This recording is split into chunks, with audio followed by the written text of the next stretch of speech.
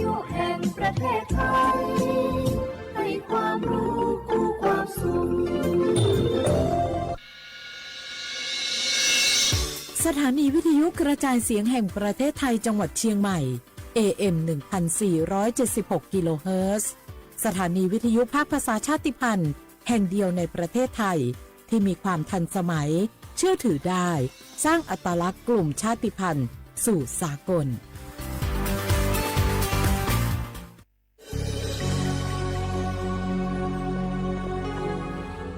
เกิดเป็นคนไทยเติบโตบนผืนแผ่นดินไทยจงภูมิใจในความเป็นไทยชาติไทยเรานั้นนับเป็นชาติที่มีความเป็นมาเก่าแก่ยาวนานเรามีภาษาวัฒนธรรมและมีสิ่งต่างๆที่เป็นเอกลักษณ์ให้เราได้ภาคภูมิใจในความเป็นคนไทย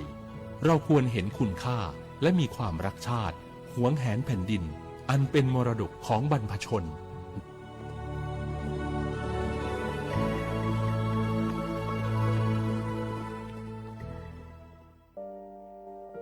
งาฮือละหุยาชอเจทอกา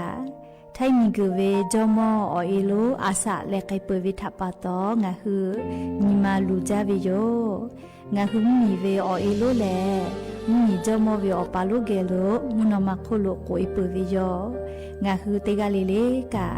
งาฮือมีจอมอเอโลทะหะเวอคโลยอทะคาทากะดอนอเชตุโยงาออโตแลละหุชอเจเวอตาละหุคอเป้าเสมานาคาโบเพวิโย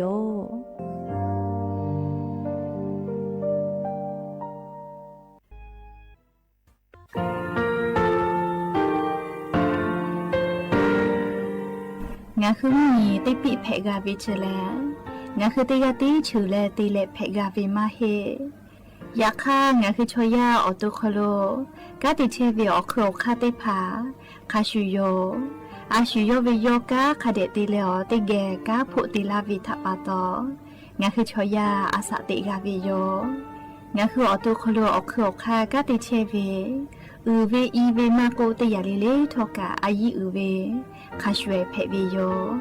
อลักวงาคือออตุคโลออโครคากาติยายามาเตียลาวิโลโกงาคือชอยาทอกาอาสติมากาวิคาชูงาคือมีติปิเพกาวิเจเลงาคือติมูติฉติเพลเลอติกาเลเลอาชุโยเวอบูปุตาเวกันติภาคาเสติเกคาเดกากาติเชวิทัปปาตองาคือมีติปิฉกิเพลากาวิโยเชเลงาคือเทจมโครคางาคือมียาถาตอคปิลาตาเวปุระเวติฉเสนีเสหปามัชหปานิงาติฉออกขอบทามัววิทยาลัยวิชาการศึกษาประสานมิตรโกเวออคโลจากเกรธาไทจมกุโฮกางาคือมียาถาปิยาลาตาวิตคติพายโย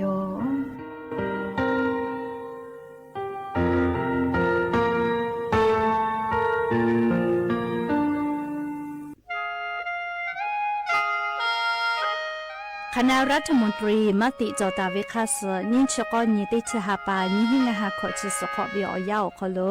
มติจอเลจิชิตาวิคาสงาหุมมียา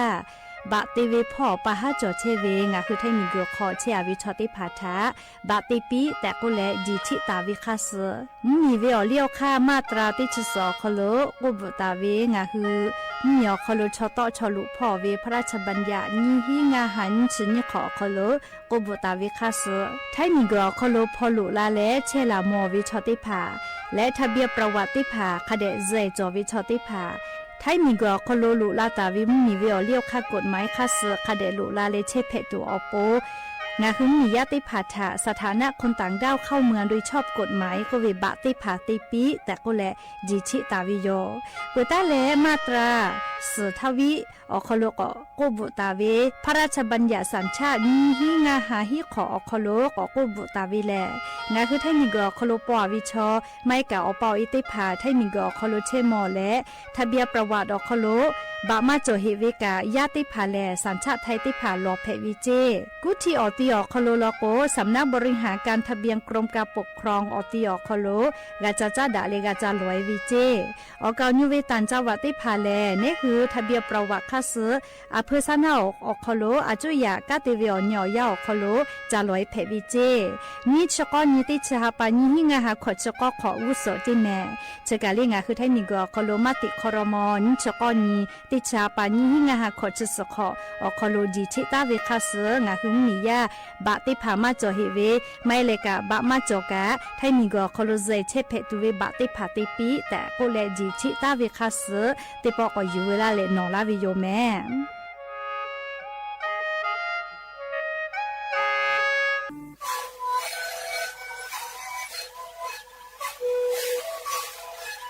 ชีวิตคือมันคือยาแก้เชื้อเบื่อออกเข้าชีแล้วแล้วหูเข้าก็คือออกทีจังหวัดที่ไหนเอ็มนาบาเต็งที่โอหาสุดขอตัวเฮ้เต็งเลี้ยงหลอกเอาพ่อเอายาแก้เชื้อนาลีไปแล้วไปชิ้นนาลีเล่นถือไปเอายาที่นาลีที่แต่แล้วพ่อนาลีชาพยาเต็งเลี้ยงแล้วหูคอก็เชื้อเบื่อและงานแล้วหูคอก็เชื้อจากนั้นมาพาโบเมดิโซ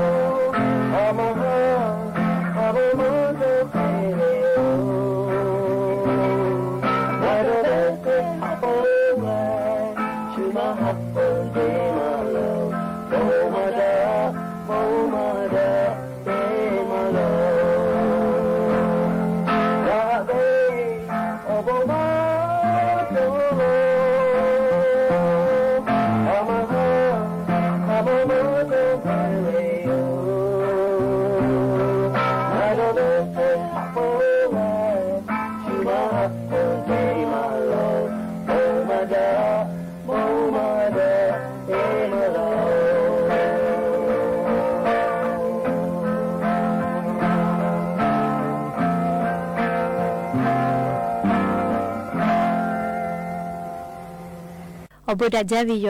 อย่าเพิ่งหาติปทกาดาจาวิโอยาเชอคโลงาคือติปอกอกะมีลาเลอชะเป้าปาโลเชตาวิงาคืออวิโอนีลาหุยาติภาเกอไรกาอบุดาจาคโลงาคือติปอกอกะมีลาเลชะเป้าปาโลเชตาวิงาคือราหุยาเกอติเกอขอกะกอกะดะเกเชวิทัปปะตออลอเปเตกะเลเลทะตะวิโยยาวิโอคโลละเซจาเลอไรกาอบุดาจาคโลหะอยู่ลาวิโยแมหาวิโอวิโอเนราหุยาข้าพ่อชื่อพ่อโลเชตาเวข้าคิเพเชเลเดกาเลเลทอกาจ้าแม่ดอแม่ซึแม่ก้าแม่ฮาเลดอซาเชอลีนาชุดเจ้าวิโอยากานี่คือไทมิงก็คโลแลมูยิขอยาปุตตะเลมุกะวิโอยาลุลาปุวิทัปปะตองะคือเตกาเลเลกาอเจ้ายาคัสเพตอลาเชเวอานาอากอติภาทะนี่คือตอดะแลปุกากากิตัวโปเตกาเลเลกาจาวิดอวิเชวิจอวิเตเจลิลิพออายิเตเลออาชุยอตัวยอยากาฉะคะแดญหะซานดักอิสิแมและยานิเวอยาทอกาเทเดซอคโลแลสปึงานียานี้ติชติฮาปาโนเวบาฮาปาคโลนีชหินีญูนีเพวิโยและจะขอนิหินชงาขอสือขอหาวิโอวิโอเนียราหุยาติพาวติฮาเลเลวิโอยาฮินาริควายตาเลก็นาริทักไกติฮาเลเลงาฮือลาหุคอไรกาอบุดะเจ้าคโลตอกไอเชวิโยวิทยุเรดิโอ AM ติฮิโอฮาสจิกกิโลเฮิรตซ์เตไลพองาฮือลาหุคอตอกไอเชวิโยแม่เปิดตะเลกันยิพอติพอ Facebook Fanpage สวทเชียงใหม่ AM 1476พอกาไลฟ์สดติดต่อไกเชียวอวิโอเนียราหุยาติผาติแกลาหุคอพอนาเลอนี่คือลาหุชอจิทาออกาปิดะไกเพวิโยและยะปึฮาวิโอยาโคโลกายูเวลาตาวิซาตาอลอติผาทอกาไลลอยูเวลาตาวิโยแม่ก็จ้าแลเชซาจอซาพอจ้านดาวิซาตาอรอติผัดทางาคือติแกนาสิแม่หาวิโอวิโอเนียราหุยาติเผาจะได้คือวิโอยาแลงาคือไทมิงกอโคโลกาจะเยลุอานาเพมาจาวิโลแม่จะเยลุอานาชกาซาโกจะพอติแลแป้นดาไกปื้อเวเตอานาเพวิทัปตอจ้าถาจ้าแป้นดาไกเวไว้จาวิโยเอกอเชซาจอซาพอกาติเชเวมอสลากุติภาอรอซาตาปีลาไกตาวิทะนิเวลโกกางาคือไทมิงกอโคโลจะขอป้อจะเยลูอานาแป้นดักไกปืเวเตเซขอมือเกาจิแม่และจะเยลูอานาเพเลอชอสไกปืเวกาเตฮากาเกาโลเจและงาคือไทมิงกอโคโลจะเยลูอานาแป้นดักมาจาวิออปุมาแลจะเยลูอานาออปุมาสายพันเอโควิติจือจิแมลิชวาเกแป้นดักมาจาวิสายพันบีกาเพวิยักขากาสายพันเอใครต่อมาเจและเรียกขี้กาฟาจาเวลิจเยลุอานา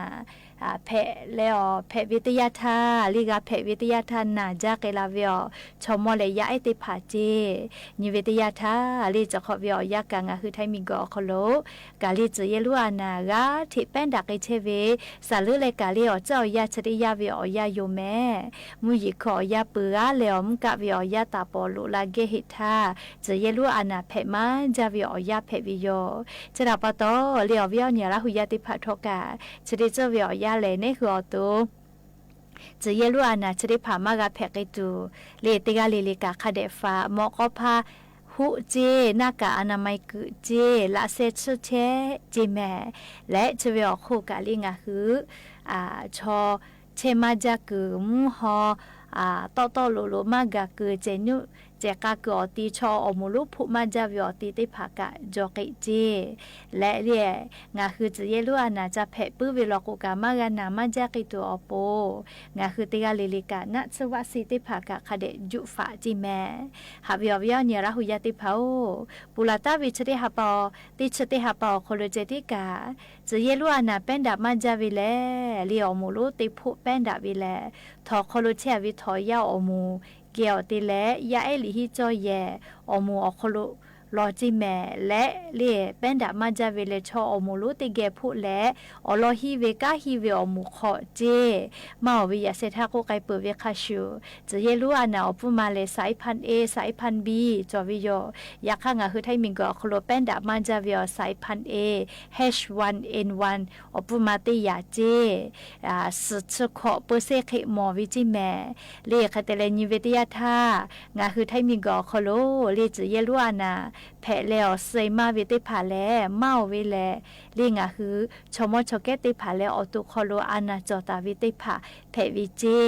และเมาเวแลอชุผู้ผู้เวเลียอชุผู้เลาะนาวิทัปตอซาหัวมากาแลอเลมุลโกเลียอนาทะยุดะมากาวิทัปตอออกาญูแลซาแลไกวิโยจิแม่เตหาเปเซเวอคโลนิเวติยาทางาสสเปเซแลจะเยลูอานาแผ่เลนันจาเลเซเวติโมแลอตุคโลอานาจอวิติโมอลาสอานาอสจะพ่ออสมุเวอานาอชพูนิมัสอานาเลโมหุเพอเวเลวนอในพอโลจาดาวิอานาเพอเวติผาโลเจและเลนาเลเซมาเวติผาทกานาชวาสีจเยลูอานามากาเพตุเวนาชวาสีติผามากาจุฟาตาวิติโมเพวิโลเจเลจราปตองะคือจุดที่คือเลยย้ายอาสาเสขอตาเลงาขอโคโลเวกากระทรวงสาธารณสุขพ่อจเยลูอานาทฟาตุเวนาชวาสีติผาปีลาเกเชอวิโยเคกงะคือราหุยาจะขอป้อจะเยลูอานานาชวาสีปีลาตาวิโนคือมากะจุเอเวลากว่าจะจุเอแม่ชมชกอาสาขอชงะขอคู่เวและเลี้ยวตุคโลอานาจอเลมาเป็นดะปื้อเลหาซาเลมาในปื้อเว NCD อมอคโลเวอานาเลคเตเลโคพิการและยามีมายาหัวเวยาเอติผากาเลจุดิคือเสขอตาเลงะขอขกายเวกาจะเยลูอานามากะเพตุเวนะจวาสิติผาปีวิเจเลจกาจะขอป้องะคือไทมิงกอคโลจักวาลากกาจาวะจิไมกาตีจังหวะจิแมลีจะเยลูอานาเพมาจาเวเฮกวนาวิชเจติกาตีเซขอมือกาเกาเจเลคเตเลเซวิชกาโอฮากาเกาจิแมเลเฮกงะคือติกาเลลิกาสติตาเลฟะแมเลจะเยลูอานาชกากาทิเปดะเชวิชติจเวอยาเพวิโยแต่ก็แลงะคือราหุยาติพัทธาอรสตาปีลาวิโยจ้าเลกาเลียวบอมมีพ่อกากอนยันสาลีจะเยลูอานาชอนี่คือไทยมิงกือเจตีเพมาวิมาฮิโลเลจะขอเป้าจะปั๊มเหมียวคโลกาจะเยลูอานาเพมาจะวิติขอเพวิจิกุมาปุระตาวิติชขอวิอยาเลลีจะปั๊มเหมียวคโลจะเยลูอานาเพวิเคตตอมาหมจเจจะขอเป้าเลญันวิติยาธาตีเซอมือกาเกาจิแม่เลปุระตาวิติชขอวิอยาคโลไลฟูมาตะลาวิโลเจเลจะปั๊มเหมียวคโลกาเพมันจะรอเมลิปุระตาเวจะได้หาปาติชนี่ตาเลติชสัญญาคโลเจติกาจะเยลูอานาเพเวเตเซอมืองาฮีงาฮาลินจุขอกาไกวิจิกุมาเลยก็ปุระเวติขออาเกอาลักเฮติปุกุเขมาตาลาวิจิแม่ยก็งาคือแทมีเจติมาฮิโอโลแม่เล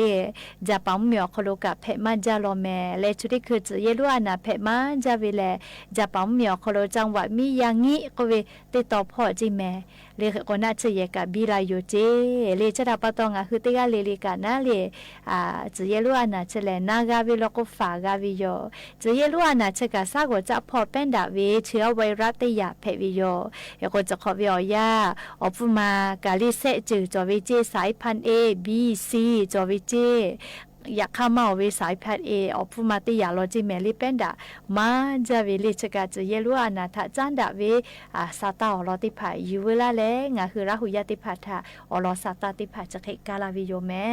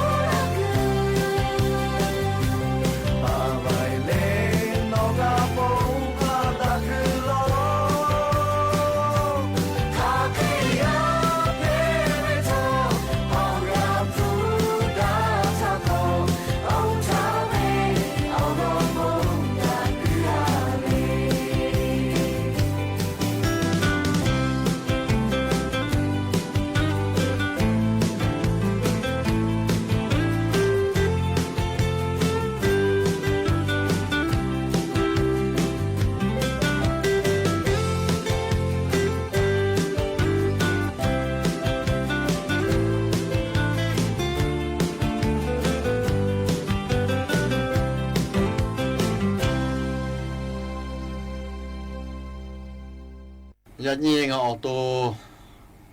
cho chứ mà luôn là mẹ chú bà khó ga vào lò thả chắc là cái hình cái ga yếu à suy tha mẹ chú bà khó ga chỗ vị trí vô hư tinh nhìn lệ họ ở lò thả cú đã là họ khắc thị chỗ về thả xì ga là tê ga cú đã vị trí ngà khứ cái là họ thả cha thô nhị xả tê ga cú đã vị trí ở lò tê ga ô tô thả ga thô khứ về bà tổ họ cú về lệ ha phô khli chỗ về lò tệ cú về yếu nhị ga tê ga họ nã bò thả ga thô về khứ lệ họ lệ cha phứ tụ thả chủ về lò tệ cú về yếu xe ga tê ga họ nã khó thả ga thô khứ lệ họ lệ vừa thả chủ về lò tệ cú về yếu ô ga tê ga họ chỉ thả ga thô khứ lệ họ cú về lệ nô cú về mà cho họ lệ ghé chú bé thả chủ về lò tệ cú đã về yếu ga tê ga lệ họ về khi xe thả ga thô khứ lệ nô cú về tê ga cả mà cho họ lệ dễ khứ đó thả chủ về lò tệ cú về yếu ô lệมือขอga tê ga về nô khá bế cú về mà cho họ lệอาจจะแค่ถ้าชูเวลาแต่ก็วิโอโลก็ย่อกันทั่วไปว่าแม่ดูถ้ากันทั่วเฮยปาโตอาจจะแค่ถ้าชูเวลาแต่ก็วิโอยูขอกันขับไปฮอติแค่ถ้าทั่วตาเวตียอาชูย่ออโตทั่วเฮยแหละโอวิถ้าโมวิถ้าจูแหละก็ตาเวอโลชาจ้าแต่เลยยูติกันเลยติกันกูดาวิโอยาค่าย่อหืนขอกันขับไปฮอติแค่ถ้าเจดี拖大位哟，人家个阿下地个可能个悄摸的爬过到那边，多看你他，好的开的叫考个拖位，卡被他报答他，好的开拍那边他个是位哟。这边悄摸考啦，悄摸考老大位多考。哦，悄摸多考排位哟，这面的。来也不哈的报托噶，是那个啦，对我罗萨达的爬这个买这里有咩？路拉嘞，个个破那了，我个比拉车位这个哩哩噶，我不知咩，这个哩哩是咩个咩？车啥做啥哈嘞多啥比，我不知。啊呀，都个子来呀，都拉子来。那么那面子拉呗，那个个子个罗卡达呗嘛个个。马罗斯吉马嘎达嘎，呀你那么那面吉拉呗。呀你那么那面吉拉呗，罗马罗斯吉那嘎达嘎，小帕的帕卡贝克里哟拉古巴哦。那么一下呢，只嘛就呀只可来见，那么那米ra gu chi à chi ra cá nê gà sư la vio lo ba bơ da ya bơ lo 么你的呀你老啊个可不阿么个啦个啊呀你的你的哦可路哦就嘛哦可路罗巴哦可路哦是我的个拉维哎哟。어머니 어부가 되게 알라 아부가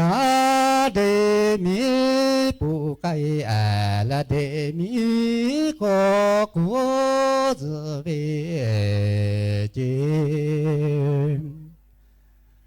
아승아 주법 제마 제구타로 보레 족 제마 제구타즈벼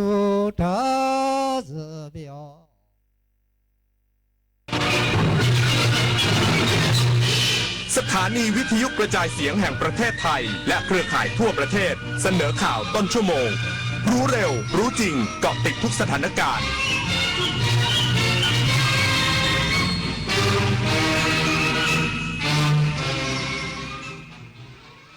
รับฟังข่าวต้นชั่วโมง 21 นาฬิกากับธราวุฒิวิชัยดิษฐ์ครับกระทรวงคมนาคมเตรียมแผนซ่อมแซมฟื้นฟูเส้นทางคมนาคมขนส่งในพื้นที่ประสบอุทกภัยภาคใต้อีกสักครู่กลับมาติดตามรายละเอียดครับระวังเพจปลอมขายสินค้าหรือบริการไม่มีอยู่จริงระวังวิดีโอคอลลวงเงินเหยื่อระวังหลอกลงทุนอ้างผลตอบแทนสูงเพราะวัยไหนอาชีพอะไรก็ต้องเป็นเหยื่อของโจรออนไลน์ได้ระวังตัวก่อนคลิกทุกครั้งตั้งคำถามก่อนเชื่อทุกข้อความอย่ารีบจนขาดสติก่อนโอนทุกบาทเจอโจรออนไลน์แจ้งตำรวจไซเบอร์1441ตลอด24ชั่วโมงจำไว้ให้ขึ้นใจรีบโอนโจรยิ้มยังยิงยาวปากกระเป๋ายิงฉุบโหขี้โกงอ่ะไหนบอกว่าจะออกคอนบทเรียนเรื่องความซื่อสัตย์บางครั้งเริ่มจากเกมเล็กๆแค่1เกมแต่การไม่โกงในวันนี้อาจกลายเป็นรากฐานของคนดีในวันหน้าเด็กไทยทุกคนไม่ยอมต่อการเอาเปรียบสังคมไทยในอนาคตจะเต็มไปด้วยคนรุ่นใหม่ที่ยึดถือความถูกต้องโปร่งใสและกล้าปกป้องความจริงเริ่มต้นความซื่อสัตย์จากเรื่องเด็กๆเด็กไทยไม่โกงใครและไม่ให้ใครโกงอยากเกษียณสบายไม่เป็นภาระใครเริ่มต้นได้ด้วยการสร้างวินัยออมก่อนใช้อย่างน้อย 10% ของรายได้อย่างสม่ำเสมอมีเงินสำรองไว้ยามฉุกเฉินคำนวณเงินเก็บที่ควรมีก่อนเกษียณออมให้ไววางแผนการเงินให้ดีตั้งแต่เริ่มมีรายได้เพื่อสร้างความมั่นคงทางการเงินในอนาคตเกษียณไม่เสี่ยงเริ่มได้ด้วยการออมแสนอาลัยสมเด็จพระพันปีหลวงไทยทั้งปวงหมองหม่นก่นร่ำให้พระผู้เสด็จสู่ฟ้าสวรรคาลัยแนบดวงใจตามพระบาททุกชาติภพปวงประชาน้อมสำนึกในพระมหากรุณาธิคุณเป็นล้นพ้นอันหาที่สุดมิได้ข้าพระพุทธเจ้าคณะผู้บริหารข้าราชการและเจ้าหน้าที่สถานีวิทยุกระจายเสียงแห่งประเทศไทยกรมประชาสัมพันธ์กระทรวงคมนาคมจัดกำลังเครื่องมือเครื่องจักรและเจ้าหน้าที่อำนวยความสะดวกในการสัญจรเตรียมพร้อมแผนซ่อมแซมฟื้นฟูเส้นทางคมนาคมขนส่งในพื้นที่ที่ประสบอุทกภัยภาคใต้อย่างเร่งด่วน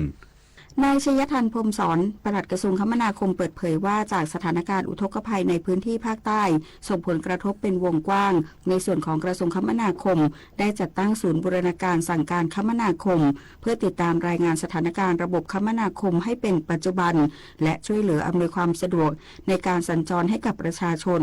รวมทั้งให้หน่วยงานในสังกัดกระทรวงคมนาคมจัดตั้งศูนย์จิตอาสาคมนาคมเพื่อรวบรวมบุคลากรอุปกรณ์ยานพาหนะรวมถึงสิ่งของที่จำเป็นและกระจายถุงยังชีพให้ถึงมือประชาชนโดยเร็วที่สุดและไม่ให้เกิดการตกค้างนอกจากนี้ยังได้เตรียมวางแผนฟื้นฟูพื้นที่หลังน้ำลดได้สั่งการให้กรมทางหลว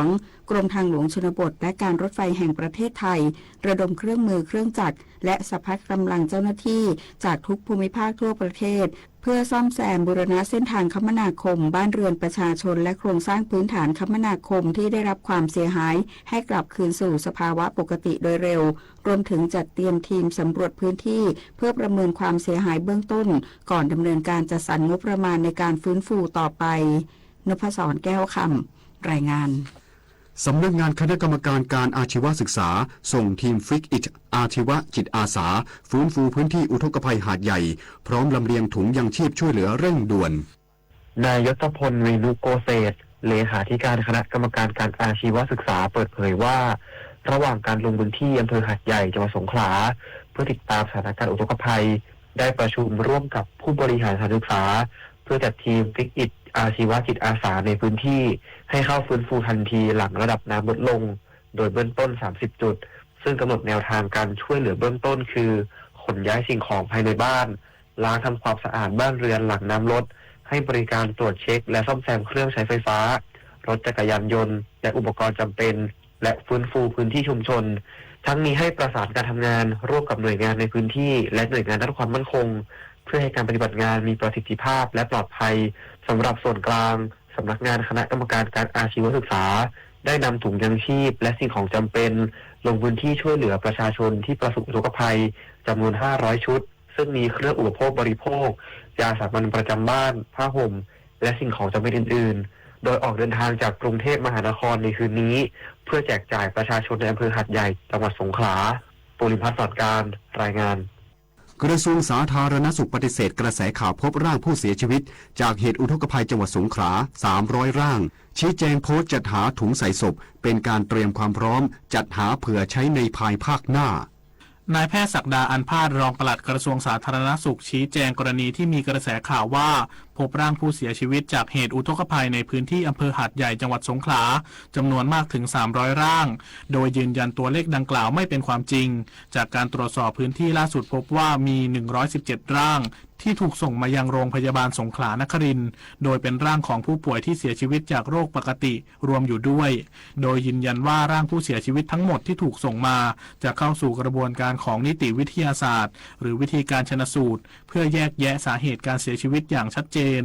ส่วนกรณีที่กระทรวงสาธารณสุขได้โพสต์เกี่ยวกับการจัดหาถุงใส่ศพเนื่องจากในภาวะปกติโรงพยาบาลสงขลาและหาดใหญ่ซึ่งเป็นจังหวัดใหญ่จะมีผู้ป่วยเสียชีวิตจากโรคปกติประมาณ200 ถึง 250 รายต่อเดือน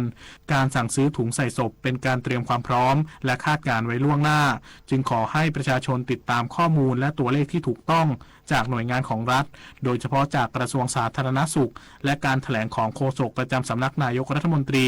ซึ่งจะมีกลไกการแถลงข่าวอย่างเป็นทางการปฏิพล สถาพรหมมารายงานจบข่าวธราวุฒิวิชัยดิษฐ์อ่านรับฟังข่าวครั้งต่อไปเวลา 22 นาฬิกาครับ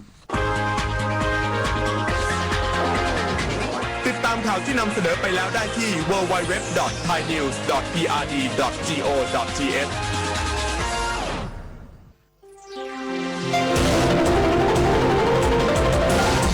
วิทยุแห่งประเทศไทยให้ความรู้กู้ความสุข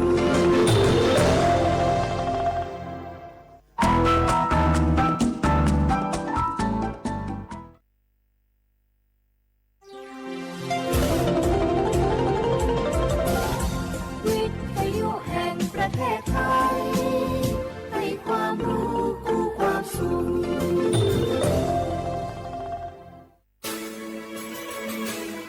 สถานีวิทยุกระจายเสียงแห่งประเทศไทยจังหวัดเชียงใหม่ AM 1476 กิโลเฮิรตซ์สถานีวิทยุภาคภาษาชาติพันธุ์แห่งเดียวในประเทศไทยที่มีความทันสมัยเชื่อถือได้สร้างอัตลักษณ์กลุ่มชาติพันธุ์สู่สากล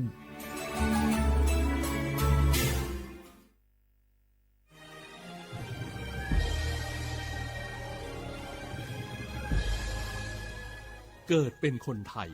เติบโตบนผืนแผ่นดินไทยจงภูมิใจในความเป็นไทยชาติไทยเรานั้นนับเป็นชาติที่มีความเป็นมาเก่าแก่ยาวนานเรามีภาษาวัฒนธรรมและมีสิ่งต่างๆที่เป็นเอกลักษณ์ให้เราได้ภาคภูมิใจในความเป็นคนไทย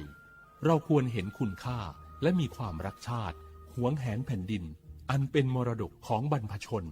ร่วมภาคภูมิใจในความเป็นไทย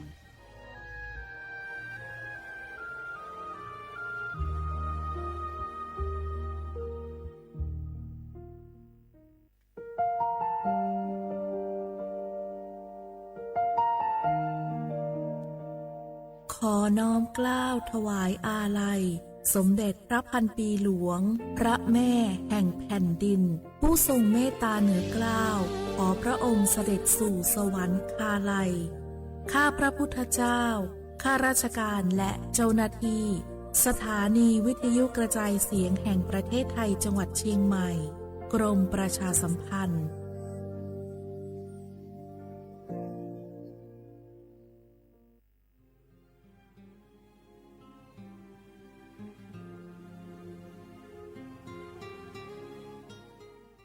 This is a moment of profound grief for the Kingdom of Thailand. The collective voices of Radio Thailand Chiang Mai join the Thai nation in mourning the passing of our beloved Queen Martha, Her Majesty Queen Sirikit. Her life was a testament to the unwavering service, grace, and deep love for the Thai people. Our humble condolences and thoughts are with His Majesty the King, the royal family, and all the Thai people during this deeply sorrowful time. We will remember her forever.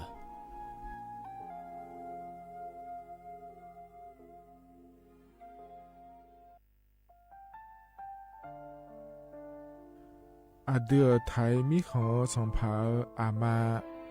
สมเด็จพระนางเจ้าสิริกิติ์พระบรมราชินีนาถพระบรมราชชนนีพันปีหลวงควยตาโอดาเลียกาชายันดาชอเนมาอายออามามิขอเปียวเนไทยมิขอกะดูอาคาชอเจอกะดูเงเกเนลาหมายแอจิเชนีถามิเนนือมาละเควมาเงเลเชญญาเธอมิเนอาดิมาโยหานาลูอายองเนเกเนโยเยบอนเนมาอีนอายอมาโดอาดิเนโกเอียเนควยตาโอดาเลมิเนนือมาเนสาวเนวอจอจอยเรญาอาดิมาโยหานาลูอายองนือมาละเควโยจอนาลูเนเกเนโยเยบอชอเนมางามาอาเขาชดเจอโยกานาลู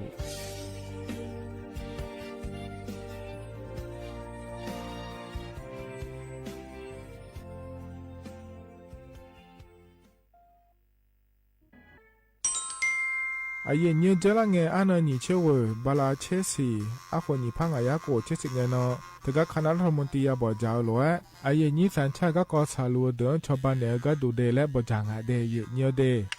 เธอก็ย้อมมาตรา17แห่งพระราชบัญญัติคนเข้าเมืองพศ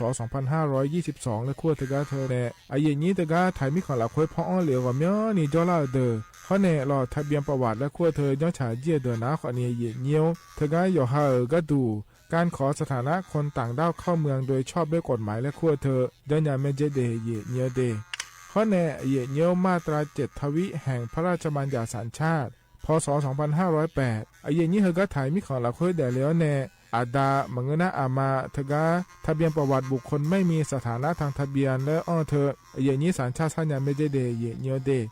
ใช่ก็ดูนะคนนี้กูเทมือละคุยย่อนะเธอก็สำนักบริหารการทะเบียนกรมการปกครองและคุกาใช่ยังไม่ดียมือยอละคุยนะเหยียดเยอะเธอก็ในอำเภอโยฮันเนโจดูรอราชการอายามละคุยอันนี้เชื่อว่าบาลาโกสีอาคนนี้พังอายาโกเชื่อว่าขวงเกินีเดยเหยียดเยอะ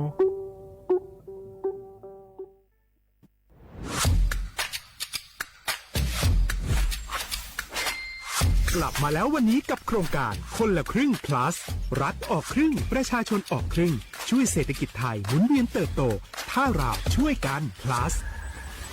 ต่อยอดให้เศรษฐกิจไทยเติบโตอย่างยั่งยืนด้วย5 plus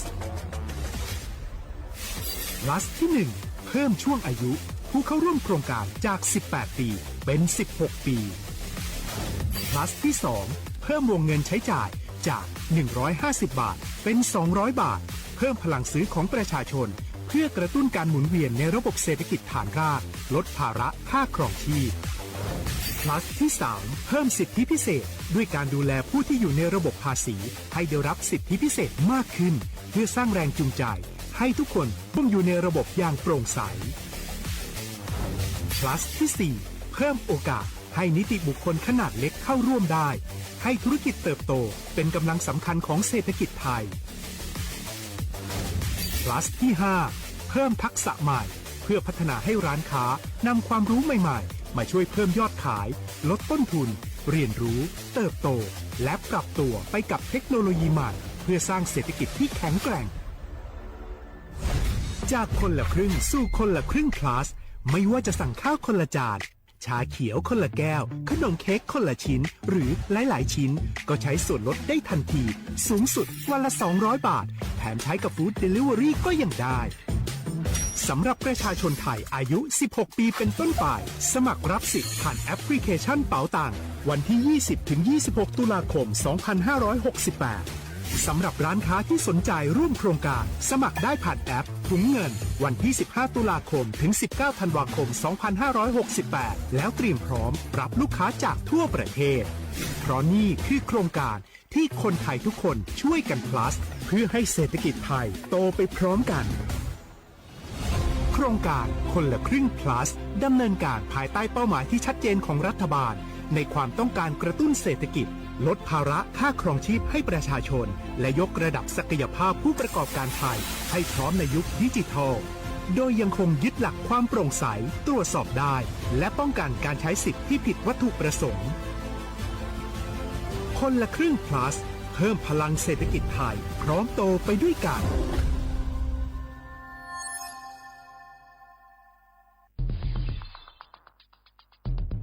แค่3 ปีความเสียหายจากอาชญากรรมไซเบอร์ของคนไทยพุ่งทะลุถึง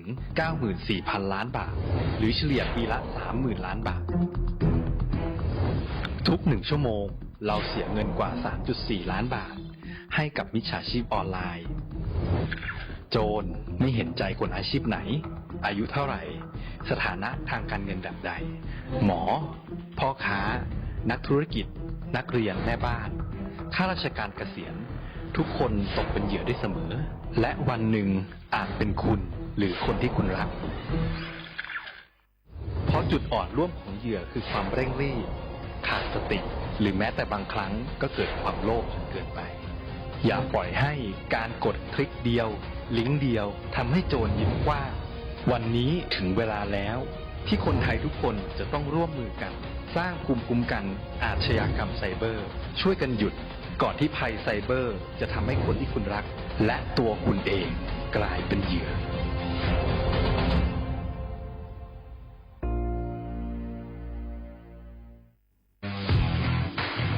รัฐบาลไทยประกาศสงครามสแกมเมอร์รัฐบาลจึงได้ประกาศสงครามกับสแกมเมอร์ในฐานะที่สแกมเมอร์เป็นวาระแห่งชาติและในวันนี้ผมก็ได้ใช้โอกาสนี้มารายงานความคืบหน้า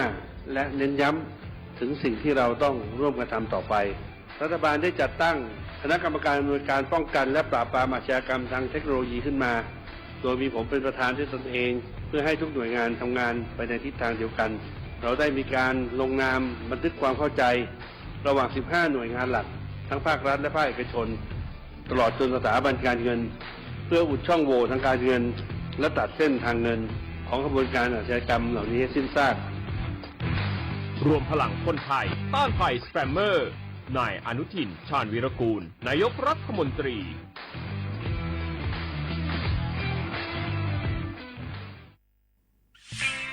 เส้นทางสายหมอกที่สวยที่สุดในเมืองแพร่กำลังรอทุกคนไปวิ่งด้วยกันครับทุกก้าวของคุณคือพลังของลมหายใจชวนเพื่อนชวนครอบครัวมาวิ่งฝ่าสายหมอกเพื่อโรงพยาบาลแพร่ในวันอาทิตย์ที่ 7 ธันวาคม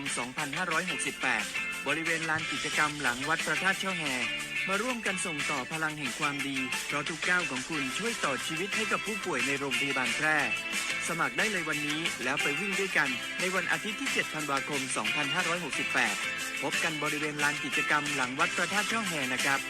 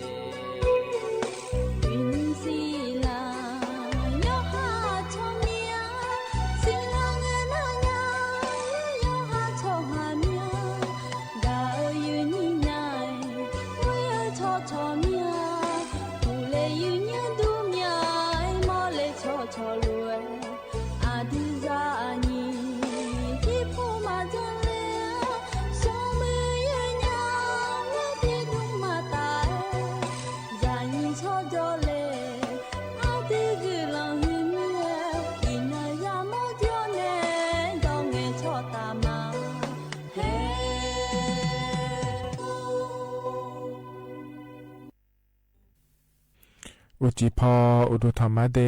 อเยนี่มีขังยาโยกานาลุเนอล้อเยเนียวยุมจิกะล้อจะมีนาลุทองเจ้าล้อ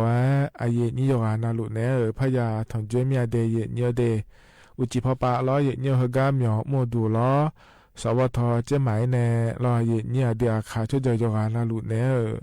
พยาทองเจ้ามีเดเยเนียวเดอเดียขาดอเยนี่โยกานาลุเนยาทองเจ้าหน้าขอเนี่ยนาลีอายามนะนาลีเวลาเนี่ยเชลังกันนี่ล้อเยเนียวแต่มีนายยุ่งเจียล้อยนนาลูยาทองเจ้าล้องานเน่อายุเชื่อมือเน่ที่ขอรู้ว่าจะได้มาเดเยเนียวเดมานี่นะเดียขาช่วยเจอแต่มังเงอล้ออีจีช่วยเจอขอเนี่ยเดียขาดอนนะฮะโดนยานะขอเนี่ยช่างแท้เน่นะฮะเนี่ยแม่เยเนี่ยเดียขาขอนี่เหกาเดียขาดออายามาเกล้ามีนายล้อลาหัวช่วยเจอเยนี่นะทองเจ้ากาล้อเยเนี่ยเดียขาขอนี่ลาหัวช่วยเจอลาหัวดอนนะฮะโดนยาจอมีแน่ล้อนะขับบัวเยนี่นะทองเจ้าเงินเน่ยานะฮะลาดูล้อเยเนี่ยที่ขอรู้ว่า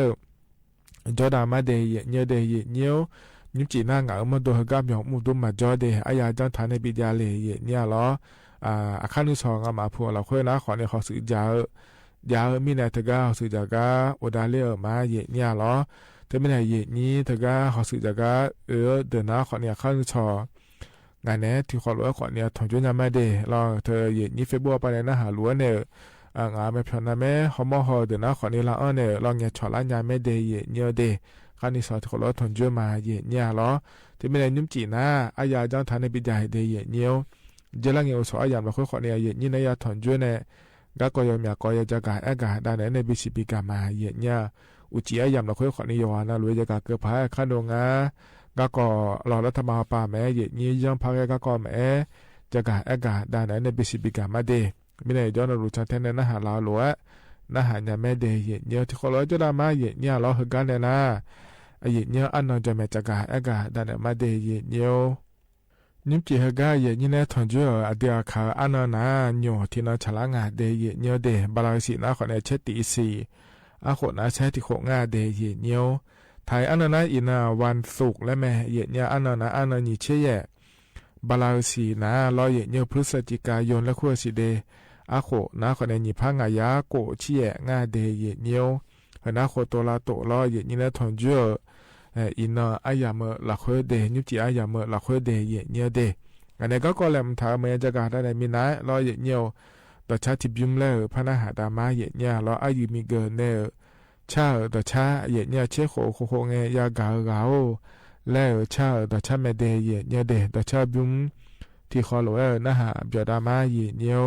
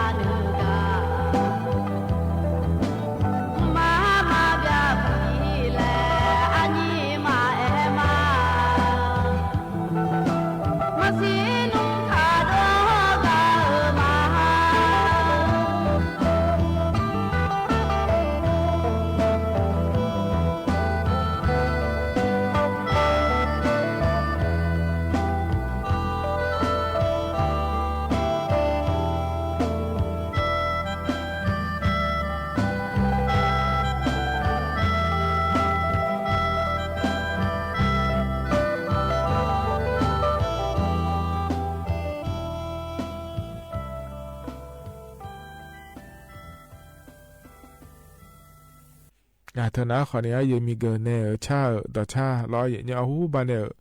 ต่อชาไม่เดียเนี่ยเดชโคงเงียกาและชาต่อชาอย่างเงี้ยโยฮานาหลวง พอเนี่ยบินาหาดาวก็ยานาหาบยอดูเดเยเนียวเดไอ้ที่เขาเราจะได้มาเยเนี่ยจะนอปลาล้อเนี่ยนะหาล่าเยนี่จะหานาลูกเดเยเนียวเดอาเกือปลาเนี่ยนะหาลูกมาขาเรามาข้อปลาเนี่ยนะหามาเฟบัวปลาเนี่ยนะหามาเราเลยยอนาเราจะเหมือนจะชดด้วยเราคุยจะได้หล่อเยเนียวไอ้เฮกันเนี่ยนะก็ก่อเลยมันถ่ายเฮจะกาได้เนี่ยมาเดเยเนียวเดเธออัดดันไปก็ก่อนนะขอเนี่ยเดือดสัมผัสยัวปลาก็เกาะเราเลยนี่อินุ้มเฮก็เฮยามเราคุยนะเราเยเนี่ยเธอเดือสมเด็จพระพันปีเราเลยเนี่ยเดือไทยมีของสัมผัสอามาให้ตาอดาเลือกกันอยู่เกอไอยามละคุยยาลูแม่เดเยเนียวเดนั่นถือก็กูเทมือป่าก็ด่วนนะขอเนี่ยสัมผัสยัวแบบรอยเยเนียวเธอเนี่ยอายุอาบ้ามิสิเลเนี่ยอุดบิทองเลือกยาแม่เยเนี่ยรอเดือสมเด็จพระพันปีอาบ้ามิสิรอเยเนียวที่ไม่เนี่ยอยู่น้อนาลูถือก็เนี่ยอุดทองเลือกยมีหาเนี่ยจงอาเดเยเนียวเดเฮมินะรออภิธีรอเลยเยนี้อายุโอเครอเนี่ยถือก็ลาเนี่ยอุดุทองลาง่ายเย่เนี่ยลาเนี่ยอุดุทองลายามเราคือน้าขอเนี่ยอย่างเงี้ยลามาเงยเย่เนี่ยอยู่มาดูจะต้องเจ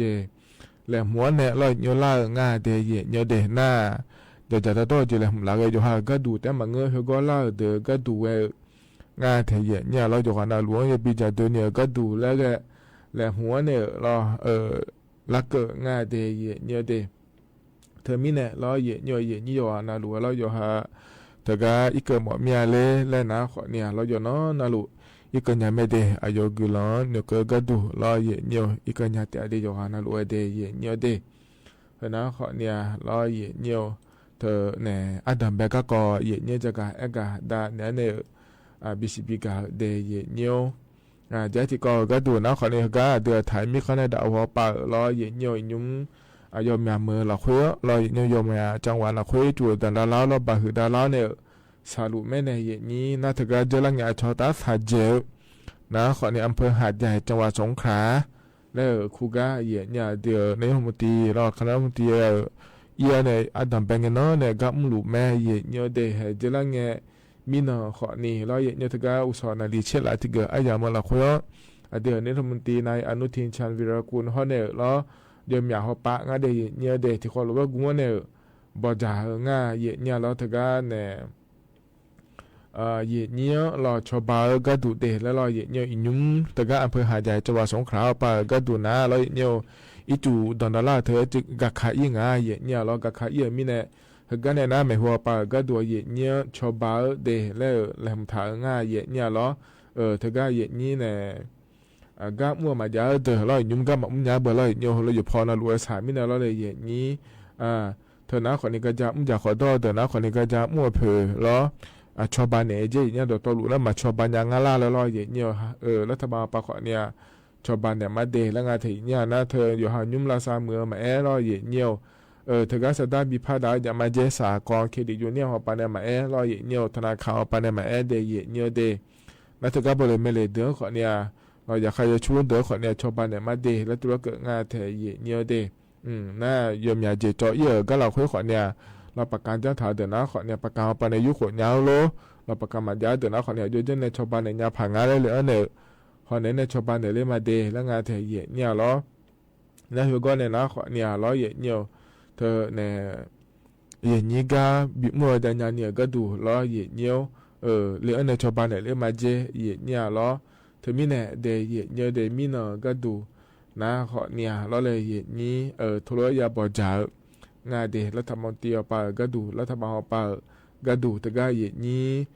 ภาคใต้เอาไปสาลูก็ชาวบ้านเดินเนี่ยชาวบ้านเนี่ยก็ยาผายแล้วงานเดเนี่ยเดน่าเราอย่างนี้จะดื้อไม่ก็สากะละพักเราเลยอย่างนี้เธอเนี่ยอย่างนี้เขาก็โปเราบาหือดาราก็สาเหออย่างนี้สาแต่มันก็เรามาโดนยานีเสียคนยอมยาเนี่ยจ้องเดเนี่ยเดเดี๋ยวหลังยอมยาก็ก็แม่เราฮะอามีอะไรเสียเลยที่หน้างานเสียที่หน้าวัวยางอะไรแล้วเราอย่างนี้อินุ่มเขาก็ตันหัวปานเนี่ยจะก็ก็ดูเลยเราอย่างนี้ถึงก็ตันหัวปานเนี่ยชดเชยเขาจริงอายางานเนี่ยเราต่อไปจ้องจะเดียเนี่ยเดี๋ยวถึงก็พัฒนาไปเราบาหือดาราเนี่ยเสียเดียเนี่ยเดี๋ยวที่หน้าอีกครั้งเราคุยด้วยเนี่ยมาเจอดูเลยเนี่ยโลแล้วเราอย่างนี้ที่หน้าอีจูกับปุ่นเนี่ยเสียโลเราอย่างนี้ที่หน้าก็เปลี่ยนเนี่ยเรา เสี่ยวโลและขอนี้อย่างาเทียเนี่ยรอหน้ายุ่มทกาตอนว่าปะชอเชฮอเนี่ยเราเห็นเนี่ยเธอเนี่ยช่วงหามาดูเหืองาและสิญญานายมแม่นิง่ายเย็นเนี่ยขอเนี่ยเราอาจจะแม่นอคอล่ามีเนี่ยช่วงหายาเหืออาสัวงาและมาชอเชโดเนี่ยเราเห็นเนี่ยโอ้มาดูมาแล้วก็เนี่ยอาสัวงาและมาเชเนี่ยเธอได้เห็นเนี่ยเดนี่เชื่อเจเนี่ยจงอาเจเห็นเนี่ยที่มีเนี่ยเราอยู่หายุ่มดันหัวปากกระดูนะขอเนี่ยอยู่หาอยู่เราค่อยอยู่หาอีกข้างหลายค่อยสู้ๆอยู่ยังไงปมเนี่ยมาโลมาปมเนี่ยนะเฮ้ยอยู่หาเนี่ยตัดเรื่องงานโลสีที่ก็โลตัดเรื่องงานโลแล้วยุ่มดันโอชอเชฮอเนี่ยลุงาเดเห็นเนี่ยเดเธอมีเนี่ยเราเนี่ยยุ่มนะขอเนี่ยอย่าพอนะลูกแวเราเนี่ยเธอเนี่ยเลยอันเนี่ยชาวบ้านเนี่ยเรื่องง่ายเห็นเนี่ยเราอยู่ดื้อไหมเราขอแต่เนี่ยพักเยอะนะขอเนี่ยอย่างนี้กู้ภัยและขั้วเดี๋ยวเราอย่างเนี่ยอยู่หาหนึ่งมาเกินเนี่ยเราอยู่หาผิวเล็กเจเนี่ย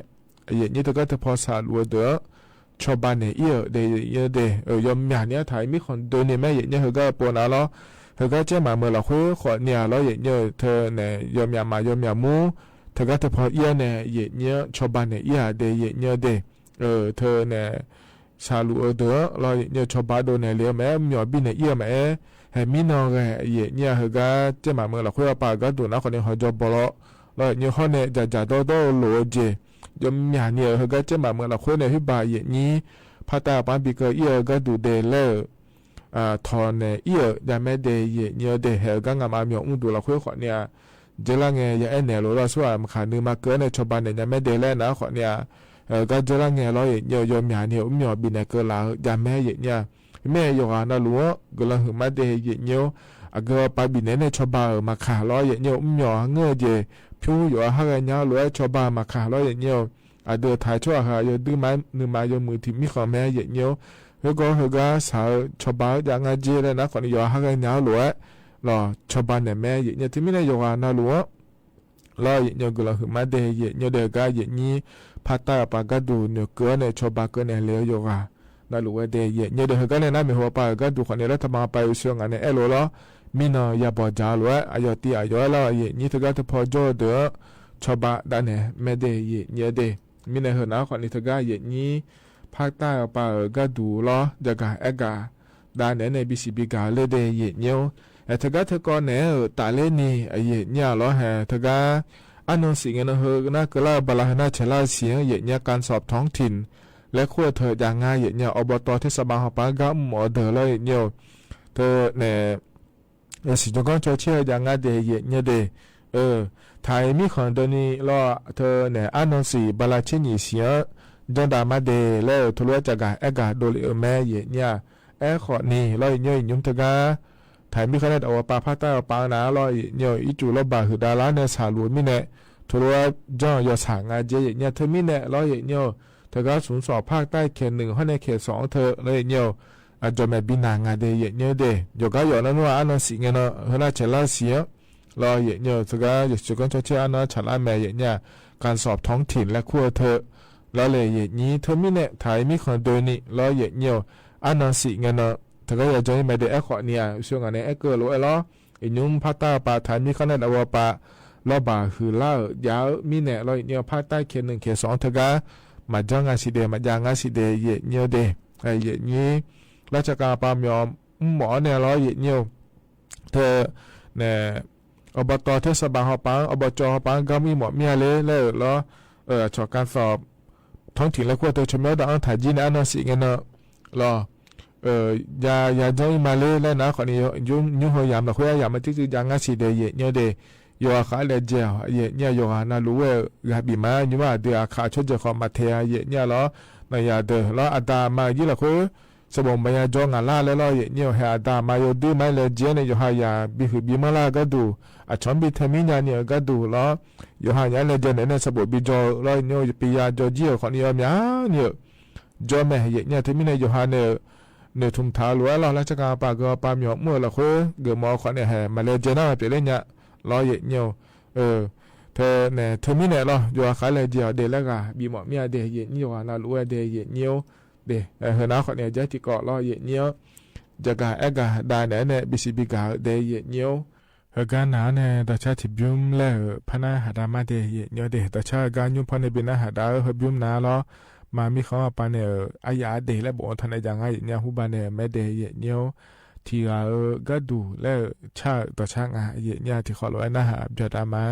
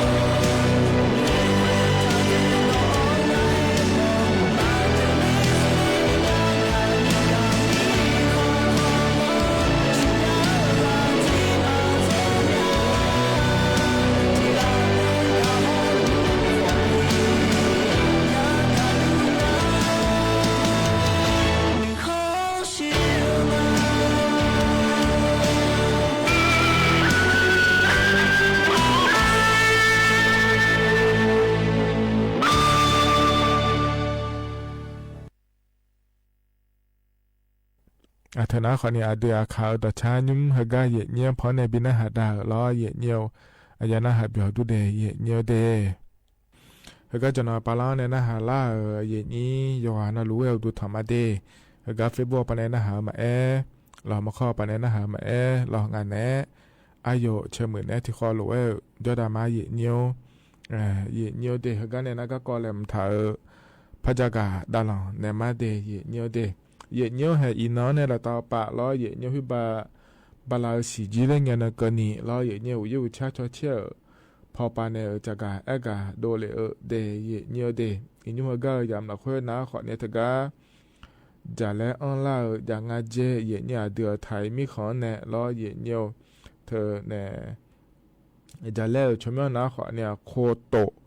แล้วคู่งาเดเย็นเนี่ยเดี๋ยวพี่บาลาบุมีขอนะเวียดนามมีของอปาเนี่ยจะแล้วงาแถเย็นเนี่ยที่มีในเฮก็เฮยามละคนนะล้อเย็นเนียวเดือไทยมีขอนะขอเนี่ยซุ้มองศาเนี่ยงาองศาก็เนี่ยก็คาลิยังงาจะได้เจ็ดหัวปะล้อเย็นเนียวไทยมีของเดือนเนี่ยและงาเย็นเนียวเดน่าเดือไทยมีขอเนี่ยต่อไปก็ดูล้อเย็นเนียวนะเราเลยต้องต่อไปไม่งาเจเย็นเนียวอย่าเจอีสานนี่เจเงี้ยนะตีองศาเนี่ยเย่องศาก็นี่ละแล้วยันหางาเจเดเย่เนียวเดต้องต่อไปก็ดูเย็นเนียวนะรู้เว้เนื้อเกมียเย็นเนียวเฮก็เหมือนเราคุยขอเนี่ยเฮนานี่เจเราเลยเย็นนี้ต้องต่อไปไม่งาเจเราเลยเย็นนี้เฮนามาเชเจดูอยู่กับกาดูเย็นเนียวที่เราขวาเราให้เธอก็จะก็ยำอะไรเงี้ยเนี่ยอยู่กับกามียเลยแล้วสิลันยาเดรอเย็นเนียวที่มีในยานะเราอยู่ลุ่มแล้วเดี๋ยวรอเย็นเนียวนายองพาเกนะคนนี้จีบาหุมาโดรออาเจถ้าโดเจรอเดเย็นเนียวเดเจลังเงาเย็นเนียวอยากจะกะกะนั่นเนี่ยมันเนี่ยเย็นนี้มีนโขรอฮกาเนี่ยเชกะอายามละคุยช่วยยาเฮอยู่กับการเนี่ยเสียเราจะมีนี่จ้องอาเจเย็นเนี่ยรอเวมีนี่นะคนนี้บาลาชินีเสียเนี่ยบาลาทีเสียแล้วนั่นแบบนี้อาเจเนี่ยเสียก็ดูงาเลยแล้วก็น่าจีบาเนี่ยแต่เรื่องอาเจเนี่ยจีบาดอนนะคนนี้เถียนามันเดินไม่แน่ร้อยเนียวนายกอิสราเอลกาเงี้ยร้อยเนี่ยจีบาดอนเนี่ยมันเดินไม่แน่อับดุลเขามาดูโลยกเพ่เขามาดูโลแล้วร้อยเนียวไม่แน่เสียยังมีนิจงอาเจเดเนียเดเนี่ยยกน่ารู้จีบาดอนก็เขาเนี่ยเราจะชานี่แต่ดอลลาร์เดเนี่ยเดจังหลอดเดเนียเดในอีจูอีโลยลุ่มมาร้อยเนียยุ่มเบอร์เครื่องทำน้ำอุ่นและขั้วเธอยางง่ายในนี้อีจูลาลุ่มในอีจูเดือเธอร้อยเนียวมีแต่ไฟฟ้าในอยู่มาเตาแก๊สและขั้วเธอในอยู่มายอขายยังเดเธอที่นครมาพักอะไรมีอะไรก็จะมีอะไรแล้วเนี่ยเยอะเนี่ยอีกคนเดียวเนี่ยอยู่มาเลยแล้วเนี่ยน้าคนเนี่ยชิโก้เขาก็พอสิญญาเดินเนี่ยบิจังลาเดียเนี่ยเดียวอยู่หาทางจังเลยเนี่ยอยู่หามาสิญญาเดินน้าเดียเนี่ยมีแต่ชอลาน้าสิญญาเดียเนี่ยเดมีเนี่ยเขาอยู่หาน้าหลวงเนี่ยก็ละคนเนี่ยจากการด้านนั้นเนี่ยบิสิบิกาเลเดียเนี่ยอันนั้นใจที่ก็ดูนะขอเดียวเธอก็โครงการคนละครึ่ง plus และขั้วเธอร้อยเนี่ยที่นายุ่มเจียมาสิแม่เย็นเนี่ยอยู่ฮัลโหลเจียเนาะนะลูกและถ้าบ่าวป่าก็ดูที่นอนเนี่ยบ่ามาเจียเนี่ยรอเย็นยังไม่ได้อยู่นอนนะลูกเดยเนี่ยเดเธอบาลาหน้าเชลาสิหัวจีเนี่ยหัวจีเนี่ยเงี้ยนั่งกันนี่รอเย็นเนี่ยนะเนี่ยเธอก็รัฐบาลปานในแหลมถาเดยเนี่ยอาเย็นนี่มีอ๋อเธอก็โครงการคนละครึ่ง plus และขั้วเธอร้อยเนี่ยเธอก็เย็นนี้บัตรสวัสดิการแห่งรัฐและขั้วเธอเดือดยาเดือดคนในบีเอ็นยาเลยแหลมถ่ายเจเดย์เนี่ยเดย์เจลังเงรอเธอเนี่ยบัตรสวัสดิการแห่งรัฐและขั้วเธอร้อยเนี่ยเจ้าสยาบัตรเธอล้อยอฮันเนี่ยโจนาลูเยอร์ก้ามาเงินหน้าร้อยเนี่ยเธอก็ร้านค้าคนละครึ่ง plus และขั้วเธอร้อยเนี่ยมีอ๋อดูคนละครึ่ง plus และเธออ๋อเธอมาเย็นยาเดย์เนี่ยเดย์ทีนี้เนี่ยร้อยเนี่ยเหรอก็ยุ่มแหลมถ่ายเฮนะร้อยเนี่ยมีมาแกเราเลยอย่างนี้เธอก็อย่างนี้บัตรสวัสดิการแห่งรัฐและขั้วเธอเมียอ๋อดูเราในโครงการคนละครึ่ง plus และขั้วเธอบีเอ็นยาก็ดูเดแล้วแหละมันทำมาเดแล้วทุกเกิดง่ายแถอย่างนี้ทีนี้เนี่ยเราเพื่อนกันเราจะมาจากการอากาศโดเลยนะอย่างนี้เธอก็บัตรสวัสดิการแห่งรัฐและขั้วเธอยาเดเราอย่างนี้เจ้าสยาบัตรเธอยาเดเธอก็เมียอ๋อเราคนละครึ่ง plus และขั้วเธออ๋อเลยถ่ายเดยุ่งอีนเนี่ยก็ดูเดแล้วง่ายก็พอในเย็นเยอะจากการอากาศด้านในบิสิบิกามาเดแล้วก็โครงการคนละครึ่ง plus และขั้วมีอ๋อเดือมีนี่นะขอเนี่ยจะโตเจขอนี่อ๋อมีอ๋อโลเจขอนี่อ๋อแถเย็นเนี่ยล้อที่มีเนี่ยเราคนรู้อายุมาจัดดูเลยนะขอนี่จะโตเจขอเนี่ยเย็นเนี่ยล่าง่ายเนี่ยเย็นนี้ที่มีเนี่ยเราเย็นเนี่ยมีขอเนี่ยโอ้แล้วเจรังเนี่ยเราเย็นเนี่ยแห่งเอาชุดสยามบาดยาเธอคนละครึ่งพอไปเย็นยาเราเนาะมากันไม่เล่จะโตเจเยอะหมดเนี่ยเลยเล่นเดือดท้าเดินนะขอเนี่ยโยมมาเราจังเนี่ยมาเจและหรือว่าอันนั้นก็ล้านนะขอเนี่ยจากการอากาศด้านเนี่ยมาเดย์เย็นเนียวนะขอนี่ที่เกาะเราเย็นเนียวหน้าเย็นเนียวสายเยอะกาจากการอากาศด้านเนี่ยกาเย็นนี้ย้อนยาพักเลยนะขอนี่เย็นเนียวอีนุ่มนะเย็นนี้ออนไลน์หุ่มหมาเราหน่อยเยอะอย่างงานในอย่างนี้ที่น่าจะเนาะน่าลุเราเย็นเนียวอีกครั้งก็เนี่ยบีเกล่าทอฮักกล่าสตาร์ของโยมอย่างนี้เราอยู่หามาเยอะนะอยู่หาดามาเยอะอยู่หาดามาเมื่อนะอยู่หายาเยอะเราเลยอย่างนี้ เฮกาที่ปวดนะเราอย่างนี้อยู่ฮะไม่เยอะเงี้ยย่างง่ายเลยแต่ขอในเยอะเด็กขอนี้จอยเนี่ยโลง่าโลแล้วจอมมาขอนี่เราเนี่ยเธอมีเนี่ยมาเยอะมีนายเราเนี่ยเฮเจมานี่โลง่าโลแล้วซาซอขอเนี่ยมาเงินนะ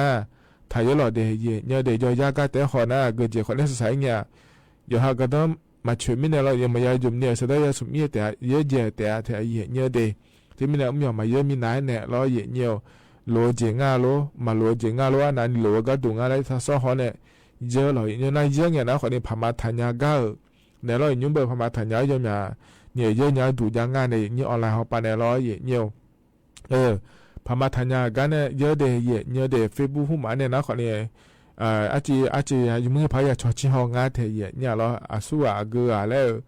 ดูมันมองเขามาชิญญามิเนี่ยเราเลยนี่เดย์เนี่ยนะเจมาเจงเงี้ยมั้งข้าที่ผมว่ามาเยอะนะเราเนี่ยเฮ้ยน่ะไม่ทอละงาเลยงามาเยอะเลยงาพิจารณาหาขอเทียมาเยอะเลยเลยและนาเราเนี่ยสดัทบีในสิเดถ้าไปหอสิเนี่ยเราไปหอนะยายุสวาเทียเนี่ยเรามาไปนี่เราเนี่ยอยู่หามันนี่มาเยอะแล้วเธอชิญญานะคนนี้งาเฮมาเยอะยุขอเลยก็ทอละกะไอเนี่ยนะเราเนี่ยอยู่มายุขอช่วยแม่สดัที่ใบมาเยอะจีเดเนี่ยเดยุ่งหัวเลยไม่ซื้อเราอย่างนี้จ้องอาเจเนี่ยดูมามาเยอะกะเราอีกครั้งก็นี่เราสดัลจ่าเราเนี่ยสมัยแบบเผื่อเจเลยอีกครั้งก็นี่บีเกินเนี่ยละ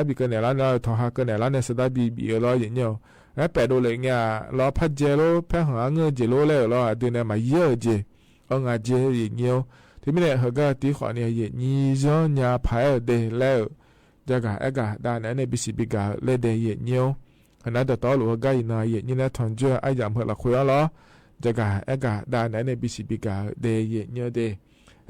นี่ยไอ้ยามเชฟเพื่อเดี๋ยวนี้มองพัจลางาเนี่ยหรอที่ไม่ได้เขาก็เนี่ยนะไอ้ยามพัจลาเฮไอ้ชาก็เลยบินหาดาเกมาเดเนี่ยเดเขาก็บินหาดาเฮมนาเลยเนี่ยอยู่ทั่วปะเนี่ยยาลาแล้วงาเทียเนี่ยเราห้อยโกอาคาห้อยโกปะไม่เดเนี่ยเดอายามฮัจจลาลอยพอบินหาดาเนี่ยอายามเจียนาขอนี่ก็อีมารออยู่อันนั้นเราจีมือเดยเนียวยันน้อยหย่อรอที่ขอลอยแล้วพระถอนจุลมาเดก็อีมาเดอุดุธรรมะไม่นานเรามาลุยจันยามาจ้ะตัวชาที่ชาเนี่ยเราเลยงาเลยตัวชาเลยเลยมันทำงานเนี่ยอยู่งาเมาซื้อเนี่ยงาซื้องาเยี่ยงจู่ไอ้คนเนี่ยอยู่นี่ดูมา刚要头嘛要呢别松你我头嘞种农业家提起哩铺的我牛呀做毛叶一汤毛了汤的就来弄包我毛不提啥就嘛让就修嘛呢让切让每家弄毛手是将切呢就小呢出啦去找个菜的嘛我不看叫呢然后到去当年去那里看你到呢就到当年啦有那路要就那这个了看你到呢就到去那来呢差就差呢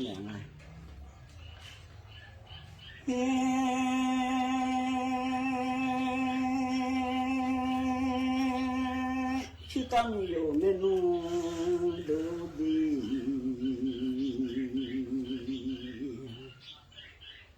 人家去当有那路都来，我不嘛毛线呢，一切好啦，人家的都可嘛啦哩。都可笑起来，大了啊！妈妈都把心嘞，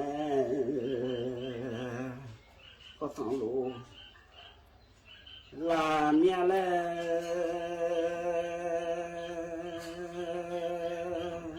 怎么要你拿来妈妈，拿来你咯？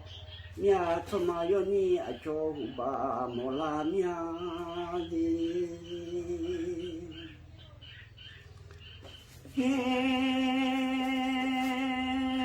สมัยนี้อุบามาโมมาแลนี่แม่สมัยนี้จออุบาโมลานียสมัยนี้งาแลก็ทำลูลาโอสมัยนี้งาแลดูชุลาลอเมียแลยามยามอยู่เมนูดูดีเฮ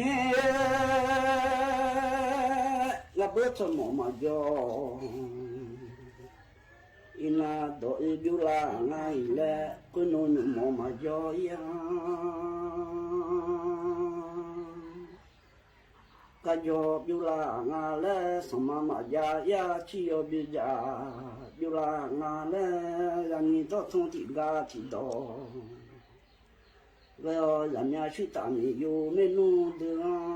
mu chữ rộng về là ngà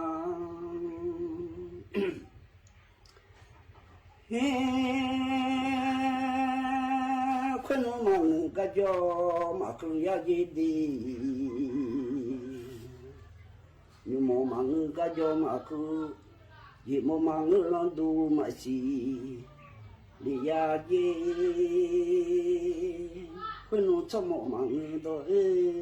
mà cứ ya gì đi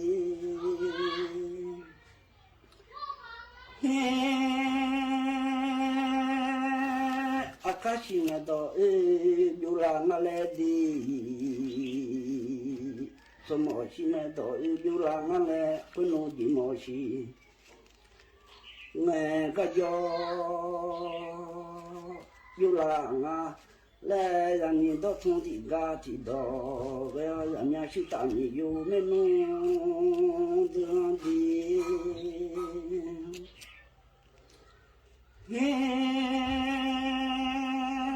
khuyên nó mà sĩ rằng nó chưa đông này là nàng mà nhà ngư ba rằng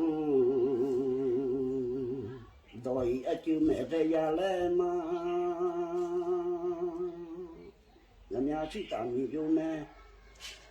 nó tự u con nó chỉ mò xa chế ra mà yêu con nó mò xa yêu ra yêu là thế đi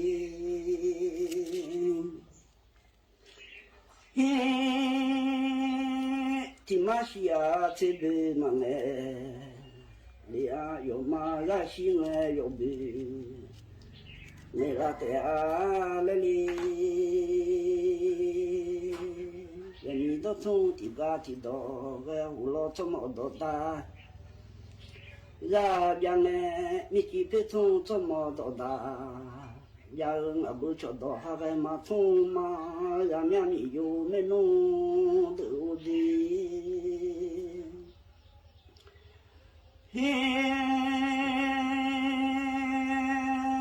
đó thông đó nhà cái rồi gama lại nhảy lên mà em nghe đó chúng tôi nhà cái lu gama nhảy lên đi cho đó khai về mà chúng yên lu khai về mà bỏ đi ra đi ni hồ lo thế thôi cho mò đó đã giờ chẳng nữa ba chẳng bị à là bê lê à mi chẳng mi sẵn sẵn mà ít không bê lê à mới chưa dọn này nhà đi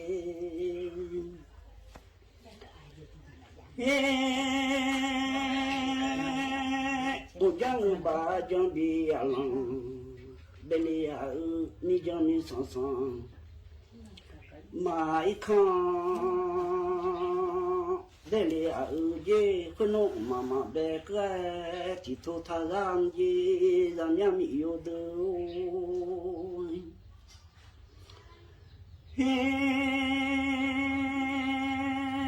mi mà bé cái là ra chỉ đà tha ra mà gì chẳng ba chẳng bị ăn để lì ở mi chẳng mi sẵn sẵn mà ít không để lì ở gì đi คนน้องมาเบเกิดที่ทุกทางแม่ให้มีมือเลยเย่งาเลถ่ายมาเงยเย่คนน้องมาดูจัวเล่ถ่ายเย่ดี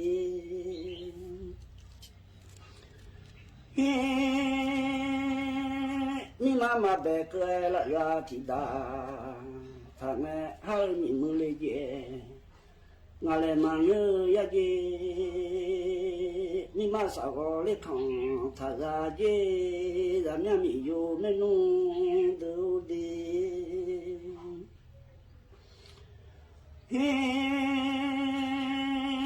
อุจจาระดีอะไรเดลีอามีจอมีสังมาอีกครั้งเดงคนน้องมาดูชัวเล่เบจีรามีมาสาวเล็กของเบจีรามาเงบาเตมาเด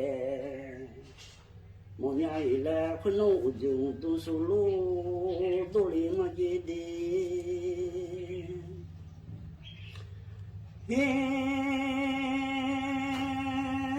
มาเงบาเตมาเดมองยังอีแลคนน้องจึงดูสูลูดูลีchỉ lo cứ thằng kia mà ya đồ lê con nó chỉ lo cứ dễ bơ đồ la mà dễ đi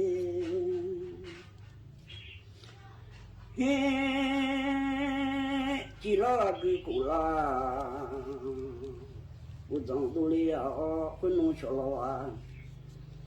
cứ cho mưa đồ la con nó ta bự la cha chạy đi mà gì anh em yêu mấy nó đâu đi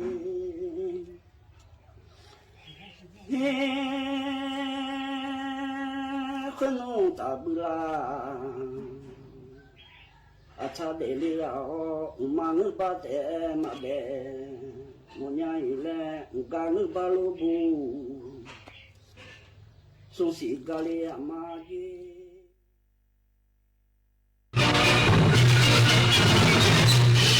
สถานีวิทยุกระจายเสียงแห่งประเทศไทยและเครือข่ายทั่วประเทศเสนอข่าวต้นชั่วโมง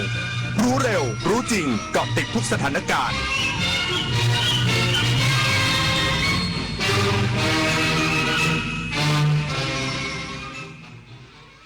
รับฟังข่าวต้นชั่วโมง 22 นาฬิกากับธราวุฒิวิชัยดิษฐ์ครับกระทรวงดีบูรณาการกับกระทรวงมหาดไทยและศูนย์พักพิงรวบรวมข้อมูลติดตามผู้พลัดหลงจากเหตุอุทกภัยในภาคใต้อีกสักครู่กลับมาติดตามรายละเอียดครับเนี่ยเพื่อสแกน QR Code ร้านค้าอ้างว่าจะคืนเงินให้แต่เงินดันหายจากบัญชีเฉยเลยนั่นไงมุกใหม่มิจฉาชีพหลอกโอนเงินข้ามประเทศอะไรนะแล้วจะตามเอาเงินคืนได้จากไหนเนี่ยคงยากที่จะได้คืนแล้วล่ะคราวหน้าคราวหลังตรวจสอบบัญชีปลายทางให้ดีถ้าไม่ใช่สกุลเงินบาทไทยเป็นมิจฉาชีพแน่นอนเข้าใจแล้วต่อไปจะไม่สแกนสุ่ม4สุ่ม5อีกแล้วอยากเกษียณสบายไม่เป็นภาระใครเริ่มต้นได้ด้วยการสร้างวินัยออมก่อนใช้อย่างน้อย 10% ของรายได้อย่างสม่ำเสมอมีเงินสำรองไว้ยามฉุกเฉินคำนวณเงินเก็บที่ควรมีก่อนเกษียณออมให้ไววางแผนการเงินให้ดีตั้งแต่เริ่มมีรายได้เพื่อสร้างความมั่นคงทางการเงินในอนาคตเกษียณไม่เสี่ยงเริ่มได้ด้วยการออมยังยิงยาวปากกระเป๋ายิงฉุบโหขี้โกงอ่ะไหนบอกว่าจะออกคอนบทเรียนเรื่องความซื่อสัตย์บางครั้งเริ่มจากเกมเล็กๆแค่1เกมแต่การไม่โกงในวันนี้อาจกลายเป็นรากฐานของคนดีในวันหน้าเด็กไทยทุกคนไม่ยอมต่อการเอาเปรียบสังคมไทยในอนาคตจะเต็มไปด้วยคนรุ่นใหม่ที่ยึดถือความถูกต้องโปร่งใสและกล้าปกป้องความจริงเริ่มต้นความซื่อสัตย์จากเรื่องเด็กๆเด็กไทยไม่โกงใครและไม่ให้ใครโกงปฏิบัติการ Re-X-Ray เริ่มแล้วทั่วประเทศค้นหาผู้เสพเข้ารับการบำบัดและล่าผู้ค้ายาเสพติดให้หมดสิ้นจากทุกพื้นที่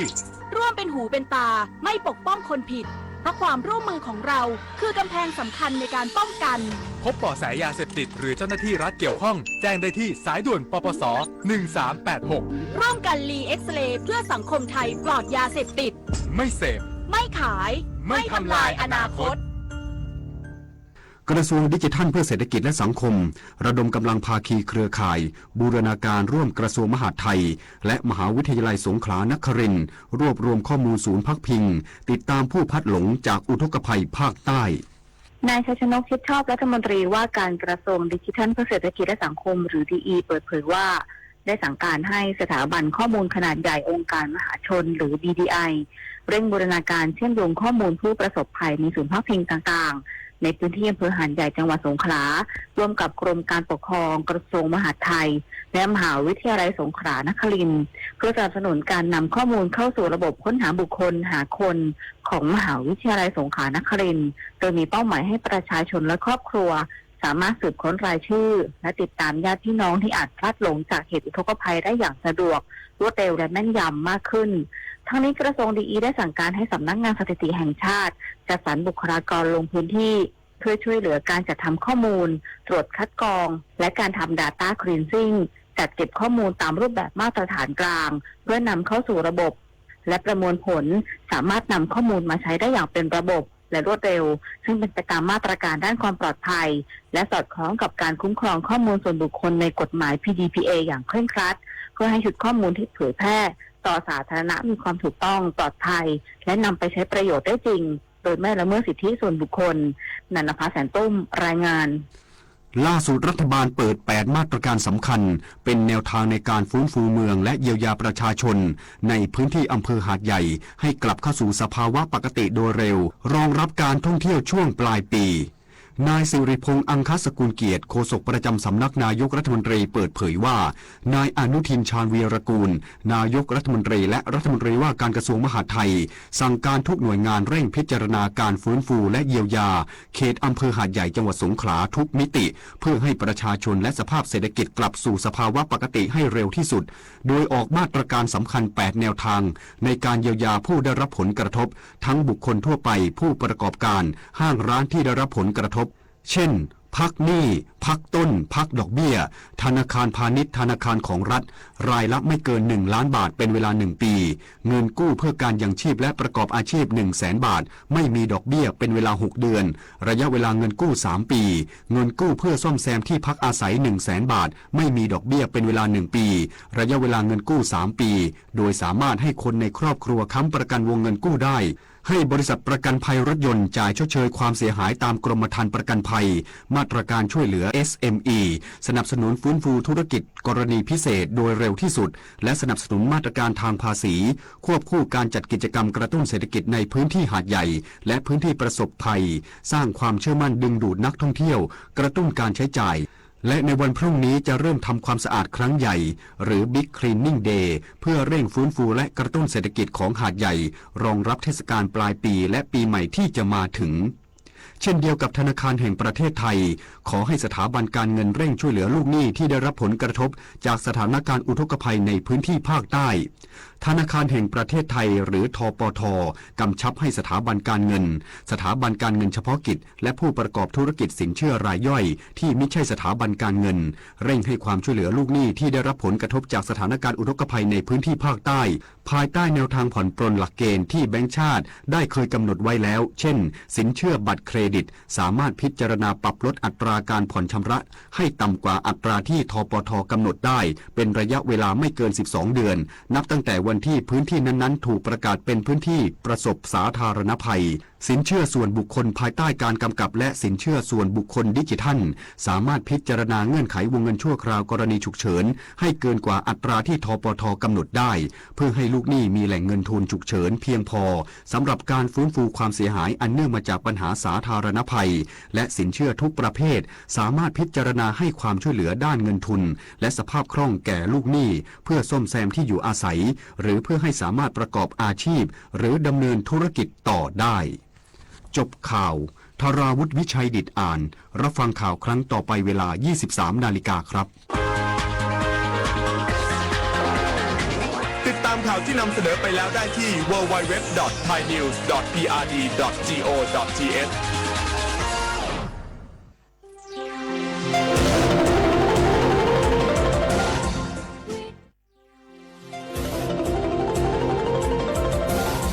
วิทยุแห่งประเทศไทยให้ความรู้คู่ความสุข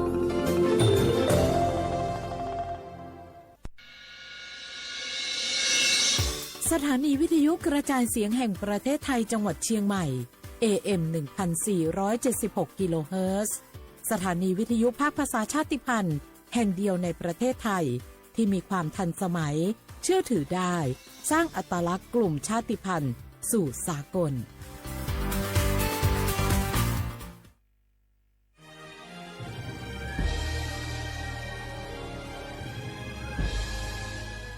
เกิดเป็นคนไทยเติบโตบนผืนแผ่นดินไทยจงภูมิใจในความเป็นไทยชาติไทยเรานั้นนับเป็นชาติที่มีความเป็นมาเก่าแก่ยาวนานเรามีภาษา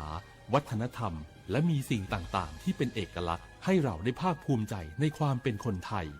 เราควรเห็นคุณค่าและมีความรักชาติหวงแหนแผ่นดินอันเป็นมรดกของบรรพชน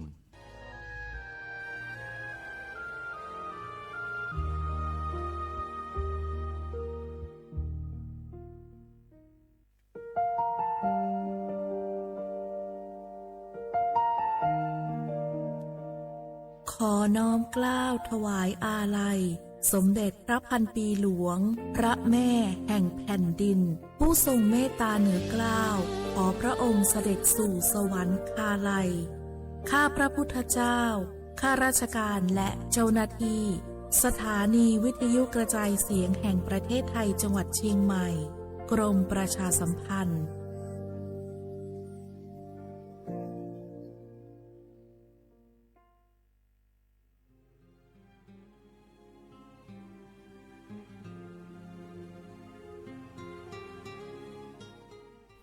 This is a moment of profound grief for the Kingdom of Thailand.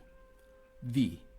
collective voices of Radio Thailand Chiang Mai join the Thai nation in mourning the passing of our beloved Queen Martha, Her Majesty Queen Sirikit. Her life was a testament to the unwavering service, grace, and deep love for the Thai people. Our humble condolences and thoughts are with His Majesty the King, the royal family, and all the Thai people during this deeply sorrowful time. We will remember her forever.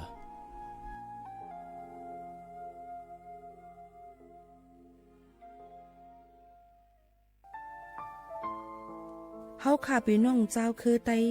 มีตั้งหม่องเจออันเจ้านางหอคำสมเด็จพระนางเจ้าสิริกิติ์พระบรมราชินีนาถพระบรมราชชนนีพันปีหลวงเลยเข้าสวนหมักหักคำน้นเพกว่าย้อนสู้เก่าตึงปันเฮาวิเย็นขวัญเงาเจ้าเฮาขาฮอดถึงตีสุคติกัดเย็นเสกรรมเฮาขาพี่น้องก้นคือไต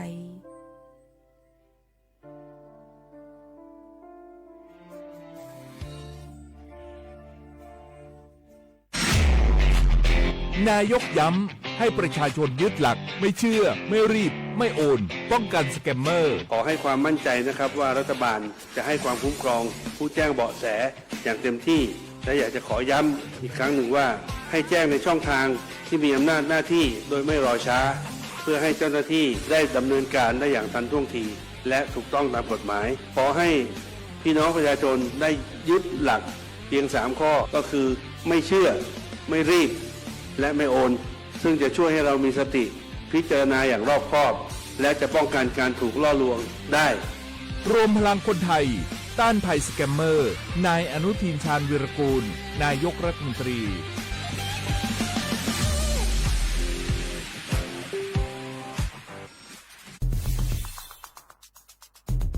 แค่3 ปีความเสียหายจากอาชญากรรมไซเบอร์ของคนไทยพุ่งทะลุถึง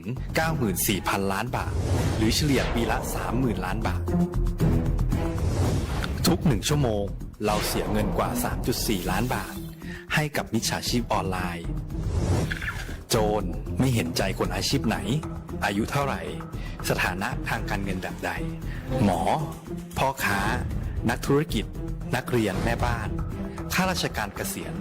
ทุกคนตกเป็นเหยื่อได้เสมอและวันหนึ่งอาจเป็นคุณหรือคนที่คุณรักเพราะจุดอ่อนร่วมของเหยื่อคือความเร่งรีบขาดสติหรือแม้แต่บางครั้งก็เกิดความโลภจนเกินไปอย่าปล่อยให้การกดคลิกเดียวลิงก์เดียวทำให้โจรยิ้มกว้างวันนี้ถึงเวลาแล้วที่คนไทยทุกคนจะต้องร่วมมือกันสร้างภูมิคุ้มกันอาชญากรรมไซเบอร์ช่วยกันหยุดก่อนที่ภัยไซเบอร์จะทำให้คนที่คุณรักและตัวคุณเองกลายเป็นเหยื่อ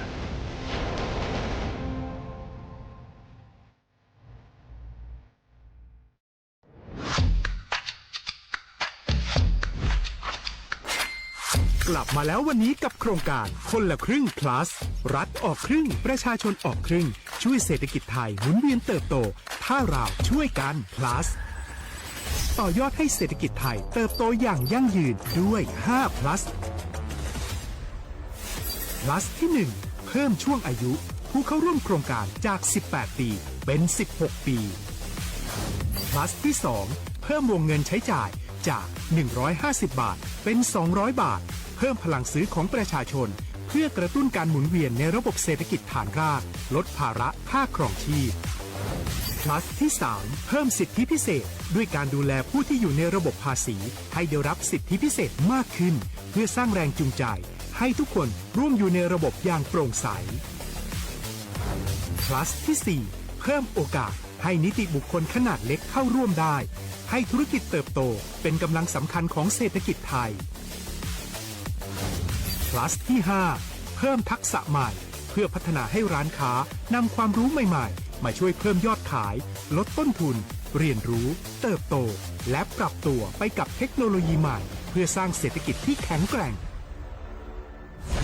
จากคนละครึ่งสู่คนละครึ่ง plus ไม่ว่าจะสั่งข้าวคนละจานชาเขียวคนละแก้วขนมเค้กคนละชิ้นหรือหลายๆชิ้นก็ใช้ส่วนลดได้ทันทีสูงสุดวันละ200บาทแถมใช้กับฟู้ดเดลิเวอรี่ก็ยังได้สำหรับประชาชนไทยอายุ16ปีเป็นต้นไปสมัครรับสิทธิ์ผ่านแอปพลิเคชันเป๋าตังวันที่ 20-26 ตุลาคม 2568สำหรับร้านค้าที่สนใจร่วมโครงการสมัครได้ผ่านแอปถุงเงินวันที่ 15 ตุลาคมถึง 19 ธันวาคม 2568 แล้วเตรียมพร้อมรับลูกค้าจากทั่วประเทศเพราะนี่คือโครงการที่คนไทยทุกคนช่วยกัน plus เพื่อให้เศรษฐกิจไทยโตไปพร้อมกันโครงการคนละครึ่ง plus ดำเนินการภายใต้เป้าหมายที่ชัดเจนของรัฐบาลในความต้องการกระตุ้นเศรษฐกิจลดภาระค่าครองชีพให้ประชาชนและยกระดับศักยภาพผู้ประกอบการไทยให้พร้อมในยุคดิจิทัลโดยยังคงยึดหลักความโปร่งใสตรวจสอบได้และป้องกันการใช้สิทธิ์ที่ผิดวัตถุประสงค์คนละครึ่ง plus เพิ่มพลังเศรษฐกิจไทยพร้อมโตไปด้วยกัน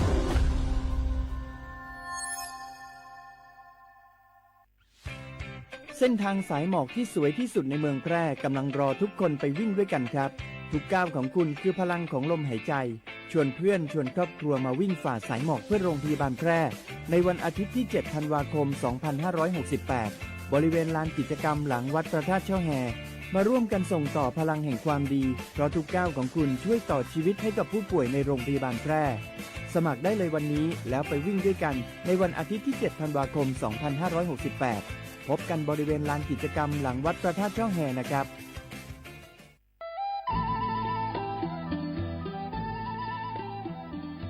จังหวัดลำพูนโดยสำนักงานวัฒนธรรมจังหวัดลำพูนขอเชิญชวนทุกท่านร่วมย้อนวันวานสัมผัสมนต์เสน่ห์ตลาดวัฒนธรรมถนนสายวัฒนธรรมย่านเมืองเก่าข่วง1,400ถนนรถแก้วชวนมาชมชิมช็อปกับสินค้าพื้นเมืองของกิ่งบ้านเฮามากกว่า100ร้านค้าพร้อมชมการแสดงศิลปะวัฒนธรรมล้านนาและกิจกรรมดีๆจากชุมชนท้องถิ่นทุกวันเสาร์และอาทิตย์ตั้งแต่วันที่25 ตุลาคม 2568 ถึง 4 มกราคม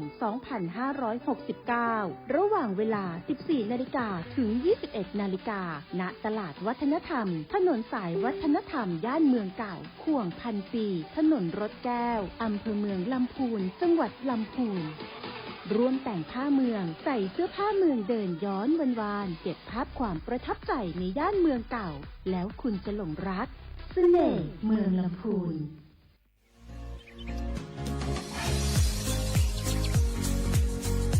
จอมหนังเปิงมติครม.มือวันที่29เดือนธันวาคม12 สิงหาคมไป67เฮาฮิปเน็ตแกลิดปัญหาสถานะและสัญชาติคนอันอยู่ตั้งเมืองจึงไทยจอมมาตรา17นั่นตอนตาพี่น้องเฮาเขาอันเข้ามาอยู่ตั้งเมืองไทยหึงนั้นและมีไว้เข้าจอมเปิงเฮากว่ายืนย้อนสถานะต่างดาวของเมืองถูกแม่นจอมเปิงไล่ตอนตาลูกอ่อนอันเกิดตั้งเมืองจึงไทยมีอู่อำนั้นก็แม่มีไว้ทะเบียนประวัติบุคคลไม่มีสถานะทางทะเบียนอำนั้นไว้10 ปีถูกแม่นยาวในจึงเฮากว่ายืนย้อนสัญชาติไทยจอมหนังมาตรา7ทวิไล่พออยู่ตั้งกรุงเทพมหานครกว่ายืนไล่ติสำนักบริหารการทะเบียนกรมการปกครองพออยู่ตั้งต่าง7วันในจึงกว่ายืนไล่จอมหนังวัดไว้อันเปิ้นออกปันเฮาคานั่นเข้าย้ำเหตุการณ์จอมหนังหลวงปองจึงต่อพอถึงวันที่29เดือน6 2 สิงหาคมไป69ค่ะ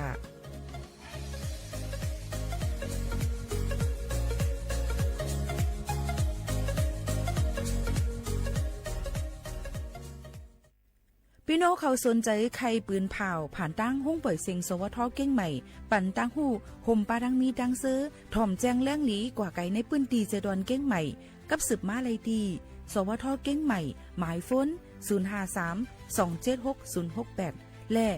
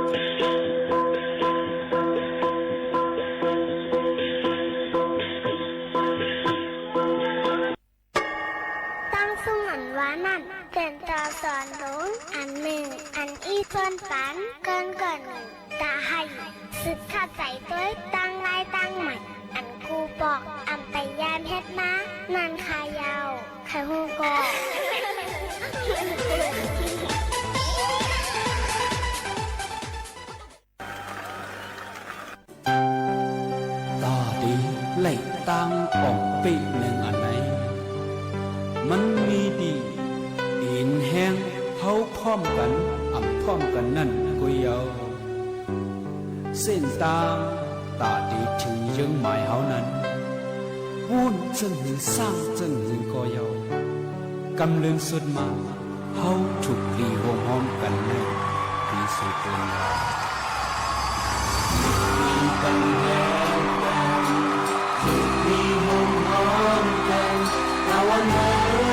ปีไหนก็เทียมกว่านั้นเอาจุดมีมุมมองกัน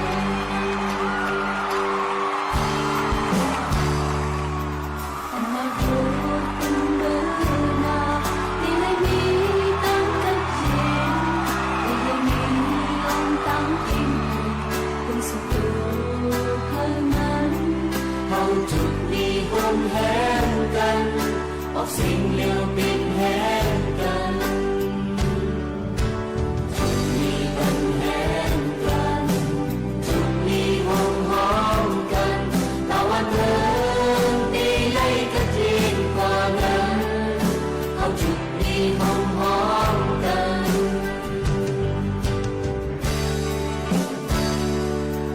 สุดเลยเอา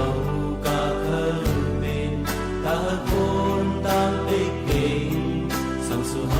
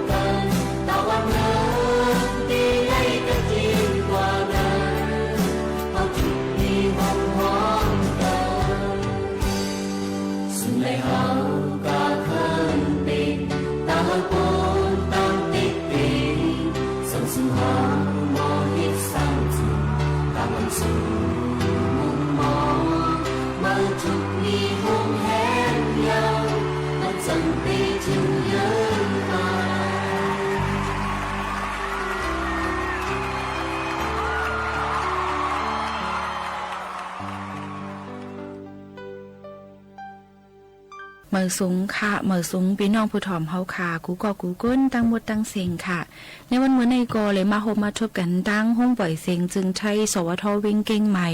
สถานีวิทยุกระจายเสียงแห่งประเทศไทยจังหวัดเชียงใหม่ปืนปล่อยเสียงอองตี49เส้นตั้งประชาสัมพันธ์จ้างการเจตอนเก้งใหม่50100ค่ะกับสืบต้นตากันเข้ามาเลยข้าวยาม10 โมงถึง 11 โมงกลางเนื้อตอนการภาษาความใต้ตีหมายโฟน053-819-104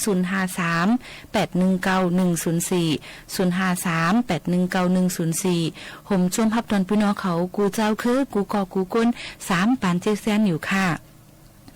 พี่น้องเขาอันนี้ยิ้มชมอยู่ย่ำพ่องแต่เร็วนั่นในแต่เป็นเขาผู้จัดรายการยิงหมูขาวนุ่นค่ะมาหบทุบจอมพี่น้องเขาเสียแลสังว่ามีลงตั้งไข่หมอกไข่ลาดไข่ต้มตักกับสืบกันเขามาอะไรเหมือนหนังยิงหมูขาวนุ่นลาดกว่าเมื่อไกลนั่นในข่าวออกจ่องต้องกันค่ะฮือเขาคาเลยมาหบทุบกันเสียเย้าในจึงพี่น้องเขาถ่อมตั้งอมร่วมเสียอำกาถ่อมป้าตั้งในรถไม่กล้าโยกอถ่อมตั้งอินเทอร์เน็ตไลในคาดี www.region3.prd.go.th เก้งใหม่ในค่ะนั้นก็เข้ากับปอดภายไทยก็ไลดี Googleสวทเก้งใหม่ในค่ะยกกว่าเน็กดี AM 147กิโลเฮิรตซ์ว่าเป็นตั้งฟงเดี๋ยวเลยยินถ่อมเป็นเสียงว่าเป็นตั้งเดสก์ท็อปตั้ง PC เดี๋ยวเลยหันป้าตั้งห่างตัวผู้จัดรายการกำเร็วในค่ะในก็เป็นตื้อตั้งอันเดียวค่ะไม่เพิ่มเทียมบรรพี่น้องเขาอันตุกย้อนกันเข้ามานั่นในค่ะครบทบกันซึ่งหนังในเสเลเตมีลองตั้งจึงฮือละลายอันว่านั่นจึงเด็กคัดเจอมาตัวแต่แค่นี้ปันปอแม่พี่น้องเขาอยู่อ่ำห้างย้ำพองแต่เหลวลือ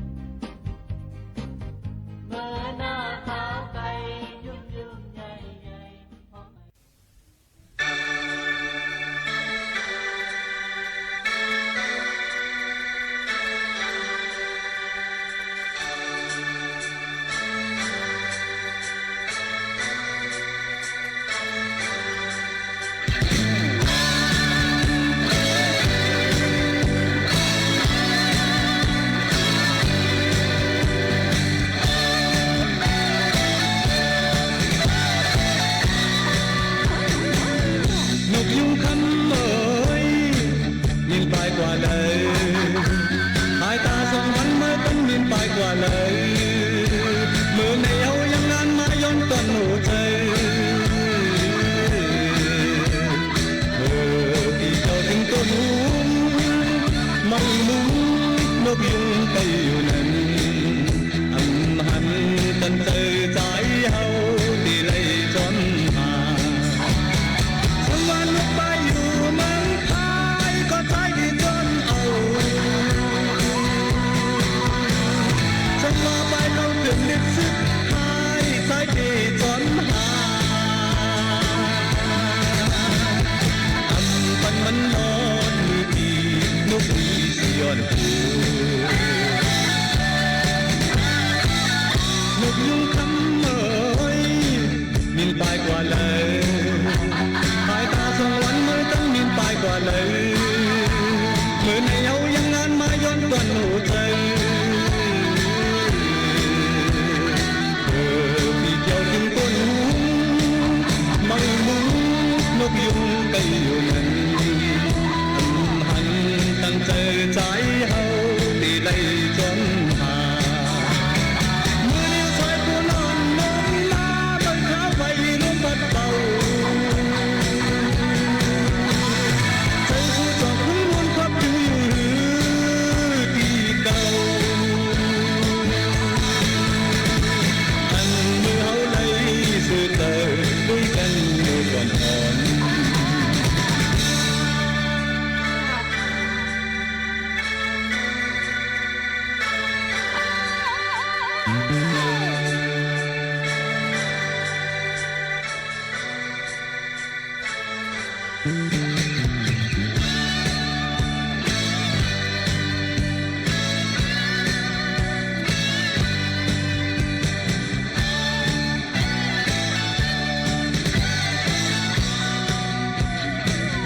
นกยุงคำเอ่ยมินไปกว่าเลยสายตาสองวันเมื่อตั้งมินไปกว่าเลยเมื่อในเอายังอ่านมาย้อนต้นหัวใจที่เจ้าถึงต้นหูไม่มุ้งนกยุงไปอยู่นั้นหันตั้งเจอใจเฮาที่ไล่จนหาฉันมาลุกไปอยู่เมืองไทยก็ใจดีจนเอาฉันมาไปเข้าถึงลึกซึ้งหายใจดีจนหาปันมันนอนมือดีนกดีสิย้อนหูนกยุงคำเอ่ยมินไปกว่าเลยสายตาสองวันมือตั้งมินไปกว่าเลยเมื่อในเอายังงานมาย้อนต้นหัวใจที่เจ้าถึงต้นหูไม่มุ้งนกยุงไปอยู่นั้นอันหันตันเจอใจเฮาที่ไล่จนหามือสายผู้นอนนมนาบนขาไฟลมพัดเบาตั้งชูจอบขึ้นบนความอยู่ที่เก่าอันเมื่อเอาไล่สื่อใจลอยเป็นเมื่อก่อนอ่อน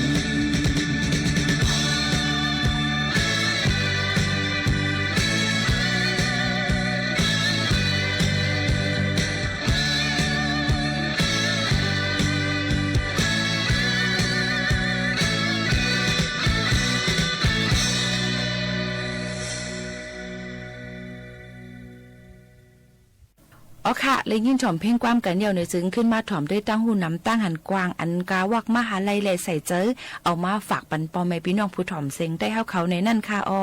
มื้อในก็ติลาดปันเกี่ยวก็ไปลองหูปึกขาวค่ะหูปึกขาวเขาค่ะที่ฮู้ซักมักซื้อกันมันก็ติต้มใส่น้ำหลุบหมูอันหลุบไก่อ่อนเฮ็ดน้ำสดน้ำหวานโยก็มันก็ติใส่ในผักกาดส้มแย่นในค่ะนั้นก็ติแย่นเป็นผักส้มก็หวานเลยเหมือนกันในค่ะนะในก็ยดยาเลยตั้งเป็นรอกะอันเป็นนิ่ว อำนั้นเปิ้นห้องว่าเป็นลี่ในนั่นค่ะในไตอันว่านั่นค่ะอ๋อเพราะว่าเป็นลี่ในไตในจึงติเลยผ่าตัดกูก็ค่ะกับนั้นแหละล็อกลายยดยามันจะในลูกตีว่าเฮาค่ะมันเพียงเลยมันเป็นในลูกตีเฮาค่ะกินน้ำอ่ำมดใส่เสียนใส่ตั้งกินอ่ำมดใส่เสียนใส่ซึ่งนั้นกำนำก็ได้เป็นน้ำมันก็บ่กูสุกรรมดีก็บ่เป็นห้าวเฮียงบ่กูสุกรรมให้ก็ได้เป็นห้าวเฮียงให้นั่นจงใจค่ะกับนั้นแหละลองโหปึกขาวอันว่านั้นมันเตลดย้อมให้ลี่อันนั้นก็นิ้วอันเฮาขามีอยู่ฉะนั้นเตลดย้อมลงมาก็นั้นเลยได้ใจโหปึกนั่นล้างให้หมดใส่เส้นใส่ปอกปึกมันยาวก็เฮ็ดเป็นเอามีดมาซอยเป็นแผ่นมางๆ10แผ่นเอากระเจไว้ในน้ำผึ้ง12ชั่วโมงไว้นั่นก็เอามากินค่ะกินตั้งน้ำผึ้งและโหปึกขาวนั่นเฮาหมดจ้อมกันกำเหลียวป้อมมดแล้วก็เฮ็ดกินเที่ยงจังหนังไหนค่ะแล้วก็รู้เลยรู้รวมด้วยถึงเมื่อค่ะกะภายอ่อนนั้นก็กันตัวค่ะมือเฮาคายเยียวนั่นค่ะนะมือใหม่ๆมันเตมีลองขุนๆออกมาดองใจค่ะไหวมามันก็เตใสมาเฮ็ดจังหนังไหนค่ะเอากับนั้นแหละมันเป็นลอกลายยดยาอันนำในเซงกะคันใหญ่เต้ๆวาๆนี่เอามาฝากปันพ่อแม่พี่น้องเขาจังหนังไหนค่ะนะให้ป่องใจกันเสียแล้วก็ให้ดูลมด้วยถึงเฮ็ดจำด้วยค่ะจองมันตีเป็นพ่นลีไล่เฮ็ดไหนนั่นขนาดอันในก็เป็นทางหนึ่งล็อกไล่เอามาฝากตวนจุถึงป่อแม่พี่น้องเขาทางหนึ่งอันในค่ะทางอันหนึ่งค่ะล็อกไล่ไปอยู่ลีเฮาคาเกาหลีล็อกไล่แล้วรวมด้วยถึงเน็บมือเน็บตีนเฮาคาเจ้าในเกาหลีล็อกไล่ยอดยามีหลายรองหลายอันค่ะก็เจมี่เหมือนหนังว่าเฮาคาเป็นกับเน็บตีนเน็บมือมันอมน้องจังในต้องใช้ไข่ตรงนั้นก็กับเน็บตีนเน็บมือเฮาค่ะก้อยฮักง่ายจังหนังเนี่ยมีหมอกจอมเน็บตีนเน็บมือในบางก็เปิ้นว่ามีหมอกน้ำมีฮักแค่มื้อนั้นในใจค่ะเฮาค่ะเป็นอีสังในเฮาค่ะมาจ้ำถ่อมจ้ำตัวค่ะนะอันนี้ก็เอามาฝากปันพี่น้องเขาเกี่ยวกับไปลองกับเน็บตีนกับเน็บมือเน็บตีนเน็บมือห่างลีก็เป็นหมอกลาดถึงว่าป้ายอยู่ลีเฮาค่ะนั่นมันเต็มทนลีแล้วก็หมอกลาดถึงว่าเฮาค่ะรวมด้วยถึงป้ายอยู่ลีตัวคิงเฮาค่ะมดใส่แสนใส่ลูกก่อนในค่ะก้อยกาเพราะว่าเฮาค่ะเป็นกับเน็บตีนเน็บมือค่ะพ่อลีก็มันครบมันอมนองจังในเตเลยเฮ็ดจังหือในเพราะว่ามีกับเน็บตีนเน็บมือมันอมนองในล็อกลายยดยามันก็เตเปลี่ยนค่ะก็เตเฮ็ดจังหือลีล่ะในก็เตเลยเอาเกลือใส่ในน้ำอุ่นขึ้นเอาตีนเฮาค่ะเจไว้ค่ะในก็เตเป็นพ่อนหลีนะคะหรือเสนั่นก็เฮาค่ะก็เจตีนเจมือไว้ในน้ำอุ่นใส่ล้อเกลืออีกนึงเส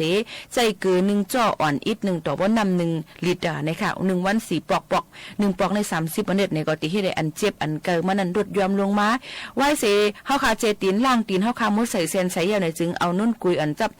ใส่น้ำยาคาเจออีกเสเอาวางไว้เนื้ออันกับเน็บตีนในมือค่ะอันมันเป็นห้อยเจ็บยานั่นเฮเอาไว้ใต้จังนั้นค่ะเนาะยก็ติมันก็ติเฮ็ดได้อันเจ็บอันแสบเพราะคันนั้นรดยอมลงมาไหลเฮ็ดจังหนังไหนค่ะแท่งอันนึงค่ะเพราะว่ากับเน็บตีนเน็บมือมันเป็นซ่าเป็นเชื้อราในนั่นขนาดเนาะกำนำก็ได้เป็นกากแคนดิดาตีกับเน็บตีนเน็บมือเฮาคาไหลจังหนังนั้นในจึงมันก็ได้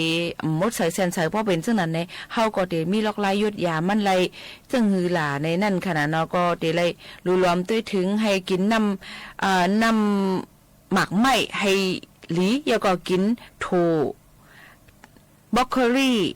ผักกูลองกูอันมีสีเขียวสีเหลืองจังหนังในค่ะแล้วก็เลยกินปลาจอมอันมีกรดโอเมก้า3ในนั้นค่ะเอามากินปันมันก็ติเป็นพ่อนหลีไลในค่ะกับเน็บสิกง่ายติเลยเฮ็ดซึ่งคือล่ะก็บอกว่าขาดวิตามินและแร่ธาตุแฮอันขาดสารวิตามินโปรตีนซึ่งนั้นในจังเฮ็ดได้กับเน็บตินในมือค่ะฮักง่ายอันบ่แคมแลบก็นั้นถูกเลยได้กินปันอันมีแคลเซียมน้ำเหมือนหนังปลาตัวเล็กๆแล้วก็เข้าอันอำเลยคัดสีให้มันนั่นโถปึกแข็งผักกัดลุงจังไหนค่ะถูกเลยกินปันนั่นขนาดเนาะแล้วก็วิตามินเอจังไหนก็รู้ล้อมด้วยถึงเนื้อหนังเฮาค่ะเฮงมันป้อเต็มทนไหลจังหนังไหนแล้วก็รู้เลยกินปันโถโหปึกเลี้ยงโหใช้เท่านั่นขนาดถูกเลยกินปันจ้อมแล้วก็เลยกินปันอันมีทัดเล็กจ้อมเนี่ยค่ะก็ดีเป็นตั้งกินอันน้ำปังลายพ่อวิตามินหลายๆวิตามินนั่นค่ะเนาะแล้วก็เข้ากับจังไหนก็ถูกเลยกินปันรวมด้วยถึงกับเน็บตีนเน็บมือเฮาค่ะไหลเหมือนกันไหนค่ะแทงอันนึงเดี๋ยวมีอันเม็ดขาวๆอ่อนจ้อมกับเน็บตีนเน็บมือเฮาค่ะมันก็ว่าสุกุสุกรรมดิ่มใจค่ะเป็นก้นขาดสารอาหารเหมือนหนังเล็กสังกะสีนั่นขนาดวิตามิน B เจ้าหนังไหนค่ะก็นั้นแหละอันตั้งกินอันเดรูล้อมด้วยถึงเนื้อหนังเฮาคายมันหลีเจ้านั้นก็ได้เป็นตั้งกินอันลูกตีนน้ำตั้งกินปางลาย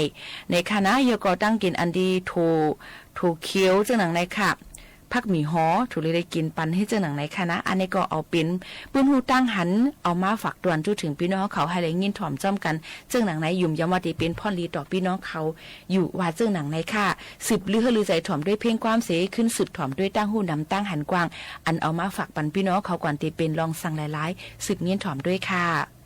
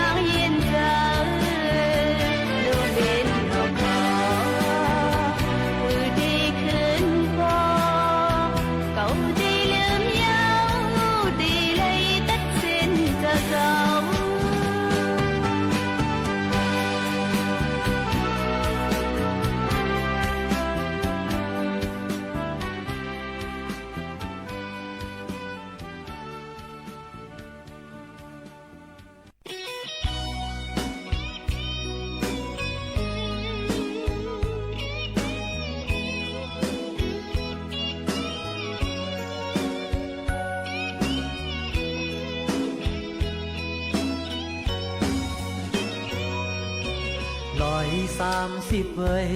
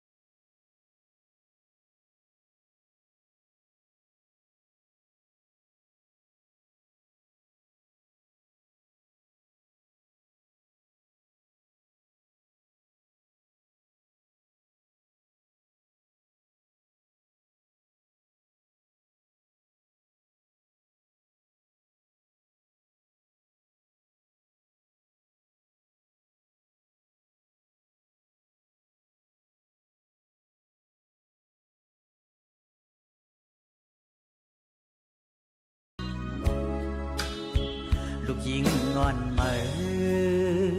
ห้องว่าเย็น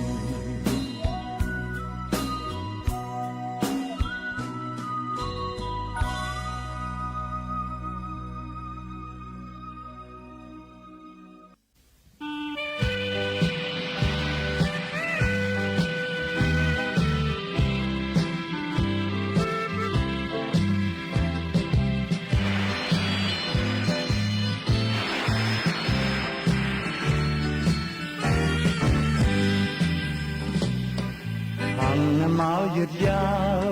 ลับตาก็หันสู่มึงตาก็หันน้องป้าเที่ยงเทียมปีอันเฮาไกลไล่หอดถึงซ้อมกันโดยดีเหลียวหากว่าหึงเยาทางลงน้ำมาก็โตสั่งมาให้หาขึ้นถึง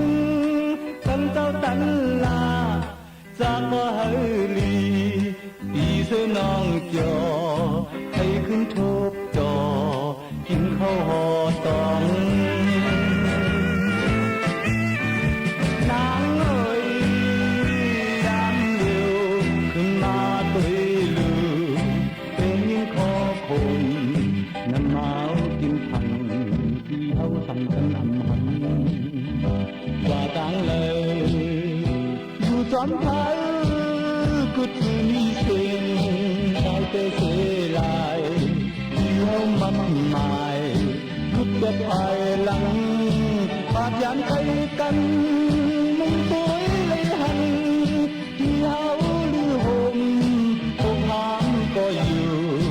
อันเฮาห่มกินเฮาเห็นหานั้นออกยอดเมยเยอะ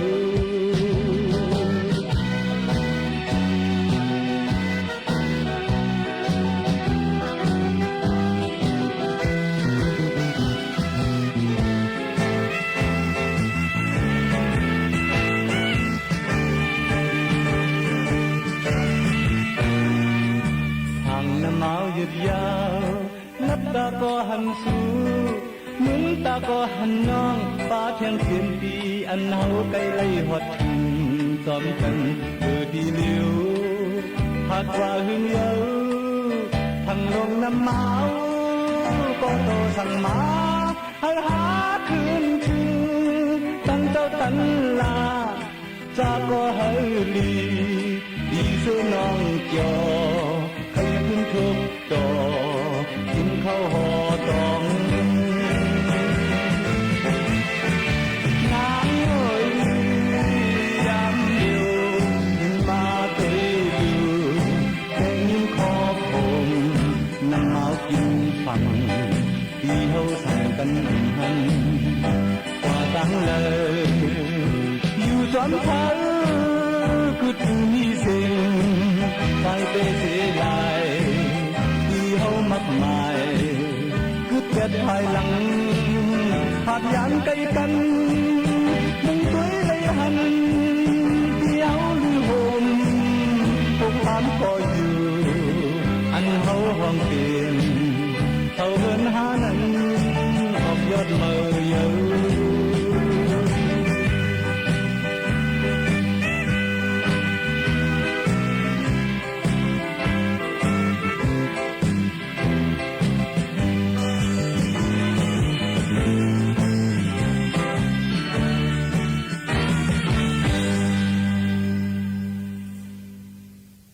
เอาขากำไรมาถ่อมด้วยเอามาในปรับหูออกป้ายวนเนี่ยค่ะไหลมาดีปีคำอิงเอามาฝากปันก็เตรียมเป็นวันเลี้ยงเตรียมไว้ว่าซึ่งหนังไหนค่ะหางเฮียนเอามาฝากตอนจุถึงปอแม่พี่น้องเขาขึ้นหมักล้างเลยป้าหมักงงไข่มดซุมกอให้ไหลกินไหนค่ะอ้อน้ำไหลแลน้ำน้องอันอ่ำมีหูออกกอจางเป็นน้ำหวยน้ำหังสั่งออกปุ้นล้วนหรือจางแหงแตกขับเป็ดนั่นก็สังป้ายวนมีหูออกจางเปลี่ยนป้ายวนกวางสีหาหูออกมันพิษเปิงนำเลือกว่าจึงเพราะว่าจัดปานจางแหงหายตายกว่าหลายหลอกอยู่นั่นเย้าในค่ะสังเป็นน้ำหองใกล้ไหลอยู่นั่นมีหูออกตั้งออกเดลัยกว่าไหลในจึงจางเป็นน้ำหวยน้ำหางแปดนังนั้นเย้าค่ะน้ำนองกอเมินในหนังเก่าป้อมีหูออกจึงจางเป็นคือกว้ายกว่ากุ้ยตอนน้ำหมออันใจอยู่กูวันนั่นตั้งเลยล่างออกเป็ดอยู่เป็นมือเป็นปอก ใครเนื่องไหนแต่ป้ายวนก้นก็ถูกลีมีหูออกปันอยู่นั่นขณะป้ออ่ำใกล้วนขึงหาหูออกมันจึงป้ายวนใกล้แหล่ข้างควันมือใส่ออกเสเป็นล้นเป็นเลืออ่ำจืนอ่ำปังนั่นขนาดเนาะในก็มาฝากตวนตู้ถึงพ่อแม่พี่น้องเขาจึงหนังในค่ะสังซ้ำการมีกาปืดออกหูออกป้ายวนนำเลยก็อ่ำลีหนังเก่าค่ะถูกลีผิวปันเป็นมือเป็นปอกหนังเก่าค่ะนะป้ายวนก้นกูก็การมีกาวนออกหันมดเสียงนั่นอ่ำเจอว่าเตเป็นป้ายวนดีร้อนๆค่ะมันหูคอนล้อขี่ขาไข่อันอ่ำมีแลถูกลีสุกสีแปดก่อนค่ะมังเผาป้ายวนนั่นวนเลยค้นเลยแลจังกว่าข้องคำเสอันเยาทบตั้งอยากผืดก่อสร้างมีเหมือนหนังลูกเห็นก้อนหนึ่งค่ะมันวนลองลีกมันเสมันหับหันถึงซ้ำเป็นจังไหนคู่สอนมันซ้ำไปใจเสเลยเป็นจังไหนว่าจังหนังนั้นอ่ำกาลอกักเมียนกันจึงยิงอยู่ยิงมันวนเก็บกินเสเลยป้ายวนมันจางแตกยายไหลเหมือนกันในค่ะอ้อก้นกาก้นขายและผู้หับการเสียอันก็ดอง่ายหนังนั้นค่ะการอันเคยเฮ็ดใครเป็นซ้ำอันหนึ่งเงาลายอันเป็นอยู่มีอยู่แลลายเฮ็ดลายสังซ้ำเป็นอันหนึ่งในจึงว่นสังอ่ำเมียนสังเสียเย้าหูออกป้ายว่นก็อ่ำหันเปิ้นอ่อนกันยุ่มมวนล้วนเสื้อก็มันอ่ำมวนอ่ำสาจ้อมเปิ้นกลุ่มขี้เงาว่นกันอยู่มืดค่ะโยกำในเตเลยหาหูออกป้ายว่นเย้าในถุบลีสุกสีกอกล่างปันออกป้อเตจึงจางปางเชอลีนั่นกำนำแต่ก็เตกว่ามังเล่าสุยาเลียนเปอร์เสหาตั้งออกค่ะนังว่ามาแสรีผิวเป็ดเป็นมือเป็นปอกก้อยเสตาสังซ้ำดับเอาหูออกไปวนมันล้นเลยกว่าจึงเตสุกยุงง่ายหนังย่าหังนกหมวยเตหันเสียงเนื้อมันเสนั่นทางเตทบลองลีซ้ำคึงเป็นลองขีลงต่อโจจัดปานเฮาคาลูกกวนค่ะนะในเต้อำลีกลุ่มเซจอมฮีเนเผอเนื้อลองเฮาว่นสังอำออกเคยเป็นสังอำเป็นสังหาตั้งออกมันแลเป็นกว่านั่นแซอ่อนหายใจยิ่งในวันมื้อในหาตั้งออกไปว่นพิษเปิงนั่นนำเหลือหาวแฮงเตๆค่ะหนุ่มใจกำพองว่นสังอำปองก็คึงสังอำอ่องยาใจกินเหล้าสุยาแลต่อร่องเสเพราะว่าลู่หายตายกว่าหนุ่มยิ่งกำพองว่นสังอำงามสังเสเจอปิวแห้งเลือเสแลถูกตีไปออกเฮิรนออกเย่ยันโฮมพ้อยปีน้องปองไปถูกเปิ้นยอบก้าขายเอาเป็นตัวเหยื่ออยู่เย้าค่ะลองอันในอ่อนกันกว่ากองตั้งพิษเนื้อลองว่าอ่ำไข่เฮ็ดอ่ำไรเฮ็ดอันไข่ว่นนั่นอ่ำไรว่นเลยอยู่เศร้าทางหนังเปิ้นคังในเสหาทางออกไปว่นพิษอยู่ติ๊กจึงลงหมอกหมากหางลีอันเตขึ้นคอนกีจ้อมตับสันลอยจึงใต้นั่นเมื่อนามาอยู่อ่ำมีไหลก่อนค่ะนะป้อนั้นตาคึงหาหูออกตั้งออกป้ายว่นเฮาป้อจืนปางเซลีอ่ำมีเพสังนั่นเตเฮ็ดหือนอในอิงเนื้อกาลาดเดซ่าปุกระกูสำแสนเปิงเสจังหาหูออกป้ายว่นแคมแลบคึกต้อนอยู่ค่ะขึ้นหมักล้างไฮเลป้าหมักมุมไข่มดสมก็ไฮเลกินในนั่นเมื่อป้ายว่นเฮาว่นสังอ่ำเป็นสังอันไข่เป็นก็อ่ำเป็นมาแลหนังหือป้อเตเลยสุกสีไข่ป้ายว่นก็ยาสำหนังฮือป้อเตเป็นพรปางตัวเจ้าเก่าเสข้าวย่ำก่ออ่ำเป็ดหลายไปขึงเฮกังป้าไหลลองตั้งยามอ่ำลีนั่นหูออกไปวนเฮาในกึ่งลีจ้อมเซนตั้งวาสนาเย้าค่ะเผยต้าวนสังอ่ำแมนเสแหล่กินเหล้าสุยาเล่นเปื้อนนั่นต้าคึงมังต่อยติงห้องเสียนเป็ดเสกำอ่ำนั้นก็ปุดเพ่งลังหูลังใจเสก็ทัดลีอยู่ในค่ะเนาะห่มกันกาลายพึกเส้นแหล่เลียนแห้งปิดหมักหนังเป็นป้อยเป็นปาง5อ่ำนั้นก็เลยหาหัดปางยับปูปึดนวดยี่เถินแน่เวกส่วนผูกพักเยนั่งเขียวอ่อนผูกหมอกอ่อนเจ้าในแทงผายนึงก็กว่าขึ้นวัดว่าเสียยาวนังตระให้เจอนิม5ออกข้าวตั้งเลียบเฮียนด้วยป่าเถินไม่หื้อเตรียมลิกเตรียมความเตรียมวอกเตรียมเจิ้งแหน่อ่านลิกพ่อนลิกอันสนใจเข้าเจอนั่นในจึงจ้อมเลยวาสนาใจทรงเสียยาวเอาเฮ็ดพึกยำหู้ออกป้ายว่นจึงทางเตลีเหลือเต้อยู่ค่ะนังกาเฮ็ดออกเลยวาสนาตั้งทรงกูอย่างนั่นกับวานปานเมือย่ำเหลียวเบิ่นอ่อนกันปันแห้งกำแถมเต้ๆหนังว่านั่นค่ะห้องเพลงความแขนต่อยติงแขนก้าแว้นพึกสั้นหางลีหมอเตรียมลึกวักเจิ้งแขนเลียนเฮียงปิดหมักหนังแขนยื้อกองกลางซื้อแมนลีหมอตีนหมอมือหมอลองผูกซ้อมเจ้าในปีน้องใต้เฮาขาปันแห้งนำเหลือมาเต้ๆผู้ปันแห้งเหลือต้วนมาเสตาผู้คัดเจอคงออกเฮ็ดเป็นนั่นตึกเกเอมังไว้อยู่ค่ะน้ำไหลแลน้ำน้องอันอ่ำมีหูออกก็จังเป็นน้ำหวยน้ำหังสังออกป้นล้วนเหลือจังแหกแตกขาบเป็ดนั่นกวนเฮาก็สังป้ายว่นอ่ำมีหูออกจังเ ปลี่ยนป้ายว่นกวางเสหาหูออกมันพิษเปิงนำเลือกว่าจึงเพราะว่าจัดปานจางแหงหายตายกว่าหลายๆหลอกๆอยู่เย้าค่ะเฮยก้นหนุ่มเฮาคากูก็เลยพี่น้องเจ้าคือเจอหักษาน้ำลินหินผาเมืองไต้ตั้งเสียงจัวข้าวว่นสังอำออกสังอันเคยเฮ็ดเคยเปลี่ยนไปงามแม่นกันนั่นเฮาหมอหาหันหูออกป้ายว่นถูกแม่นลีเซกัมในค่ะอันนี้ก็เตรียมแต่มือวันที่10 January 2007ในเอามาในปรับหูออกป้ายว่นแหละปองความเจยามเตรียมในสายเปียนในวันเลี้ยงก็เตรียมขึ้นเอามาคนไขต่อไต่ไข่ในปันปอเมพี่น้องเขาแหละยินโจมผู้เตรียมพื้นลิกกัดแขนโรงเรียนแหละเอาเฮาคาเลยมาปืนออกปันพี่น้องเขาให้เลยงินถ่อมจ้อมกันจึงหนังไหนยุ่มยำว่าที่เป็นพ่อลีต่อพี่น้องเขาอยู่อ่ำห้างค่ะเฮาคาเลยมาโฮมมาทบกันเสแลยุ่มยำว่าที่เป็นพ่อลีตอนตาปอแม่พี่น้องเฮาเขากูก็กูก้นตั้งหมดตั้งสิ่งกูเจอกูปานกูแซนอยู่ในค่ะสังว่าแค่เตรียมพื้นลิกยืมจู้เฮาคาในจึงเตรียมส่งมาเลยดีเรดิโอไทยแลนด์เก้งใหม่49เส้นตั้งประชาสัมพันธ์จังการเก้งใหม่50100ในค่ะและเขาผู้จัดรายการยิ่งหมูข่าวนึ่นตีย้อนผาดยันพี่น้องเฮาเขาเมื่อกว่าก่อนส่งขึ้นมาฮบมาทบกันแทงตั้ง AM 1476 กิโลเฮิรตซ์ข่าวยาม 10 โมงต่อถึง 11 โมงกลางในและกลางค่ำตอนแต่วันมื้อในยินจมขอบเจอตั้งเสียงค่ะย้อนสู้ปันให้เลยอยู่ลีกินหวานนาการขึ้นใหญ่เตื้อต้อนย้อนผาดยันเมื่อก่อนค่ะเหมิกสูงค่ะ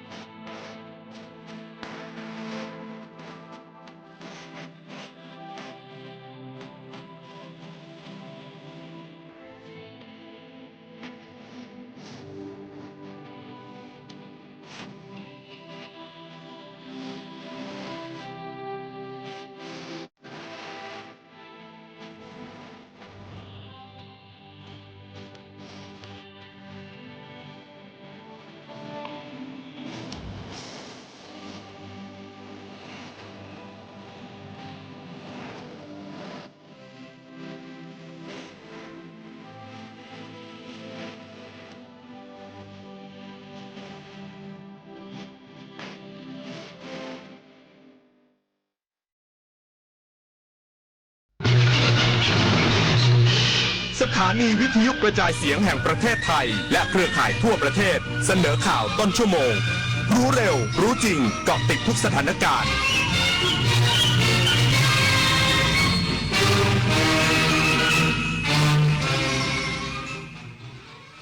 รับฟังข่าวต้นชั่วโมง 23 นาฬิกากับธราวุฒิวิชัยดิตครับตำรวจไซเบอร์ยังเดินหน้าปราบปรามการกระทำผิดอาชญากรรมทางเศรษฐกิจจับกุมแก๊งสแกมเมอร์หลอกประชาชนร่วมลงทุนอีกสักครู่กลับมาติดตามรายละเอียดครับแสนอาลัยสมเด็จพระพันปีหลวงไทยทั้งปวงหมองหม่นกลร่ำให้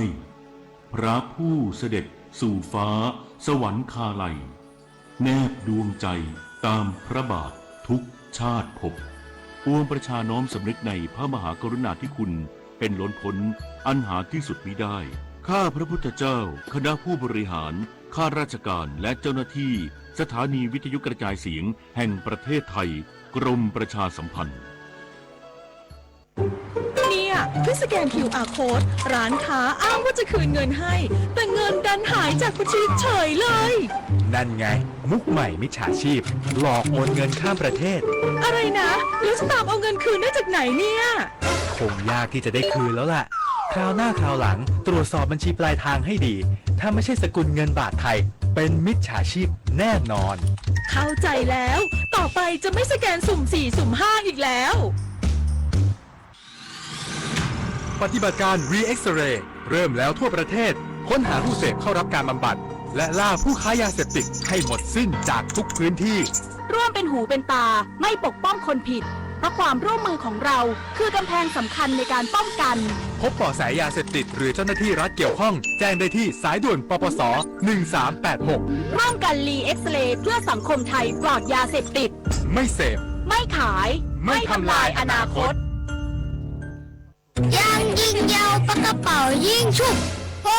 ขี้โกงอ่ะ ไหนบอกว่าจะออกคอนบทเรียนเรื่องความซื่อสัตย์บางครั้งเริ่มจากเกมเล็กๆแค่1 เกมแต่การไม่โกงในวันนี้อาจกลายเป็นรากฐานของคนดีในวันหน้าเด็กไทยทุกคนไม่ยอมต่อการเอาเปรียบสังคมไทยในอนาคตจะเต็มไปด้วยคนรุ่นใหม่ที่ยึดถือความถูกต้องโปร่งใสและกล้าปกป้องความจริงเริ่มต้นความซื่อสัตย์จากเรื่องเด็กๆเด็กไทยไม่โกงใครและไม่ให้ใครโกง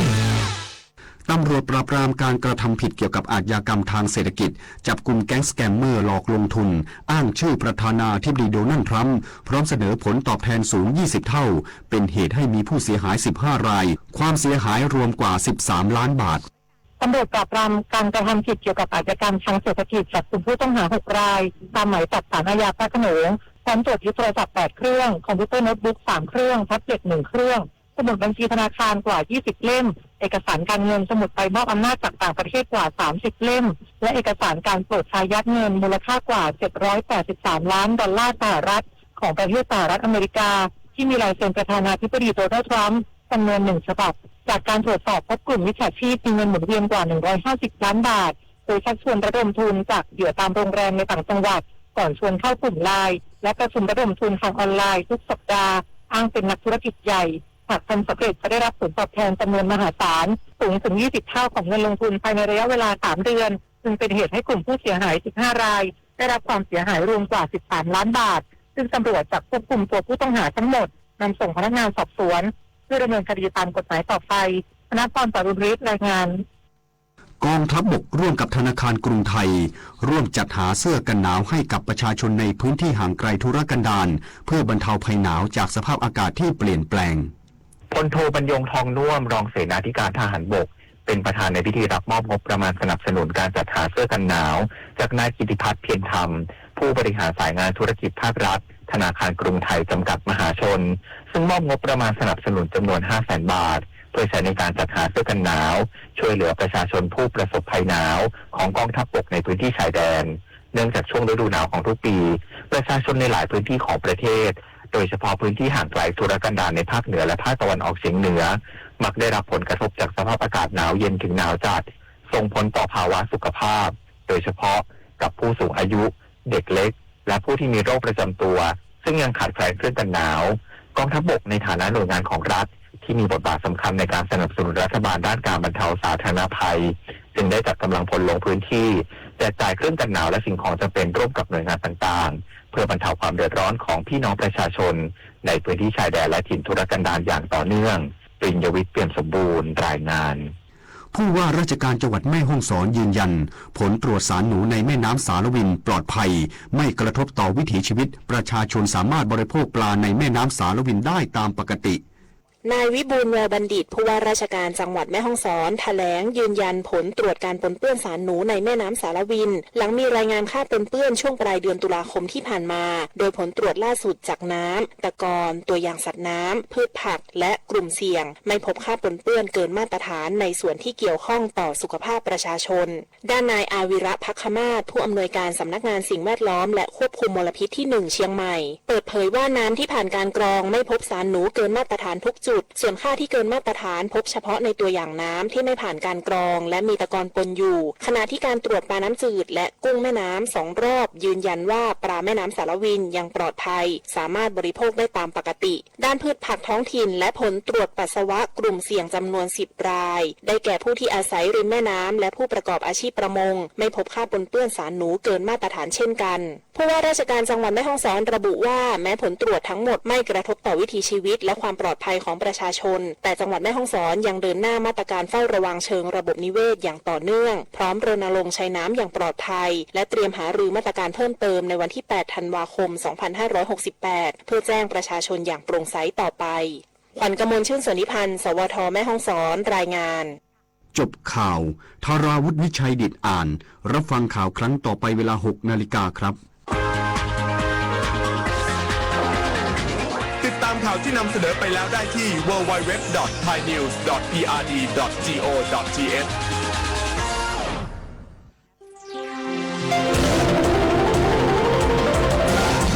วิทยุแห่งประเทศไทยให้ความรู้กู้ความสุข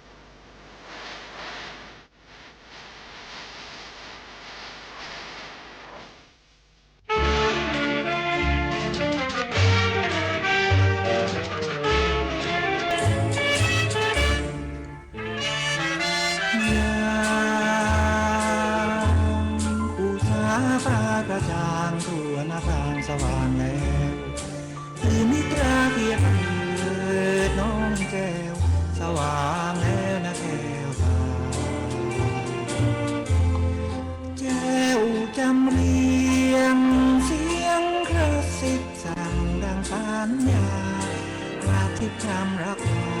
ผู้สาสวาดทองอยากคงใจมอบหรือไทยไม่ร่วมกันยามน้องหนาวตาที่ศพสวงพักอกให้รักจนอุ่นพลันทางสุขสันต์ขวัญพาเจ้าอย่าลืมสัมพันธ์ปองรักกันจนวันตายใจผูกพันรักกันจนกว่าดินและฟ้าจะทลายอุตสานีมีมนต์ดลรักษาหลักใจร่วมสายใยสวาสดิ์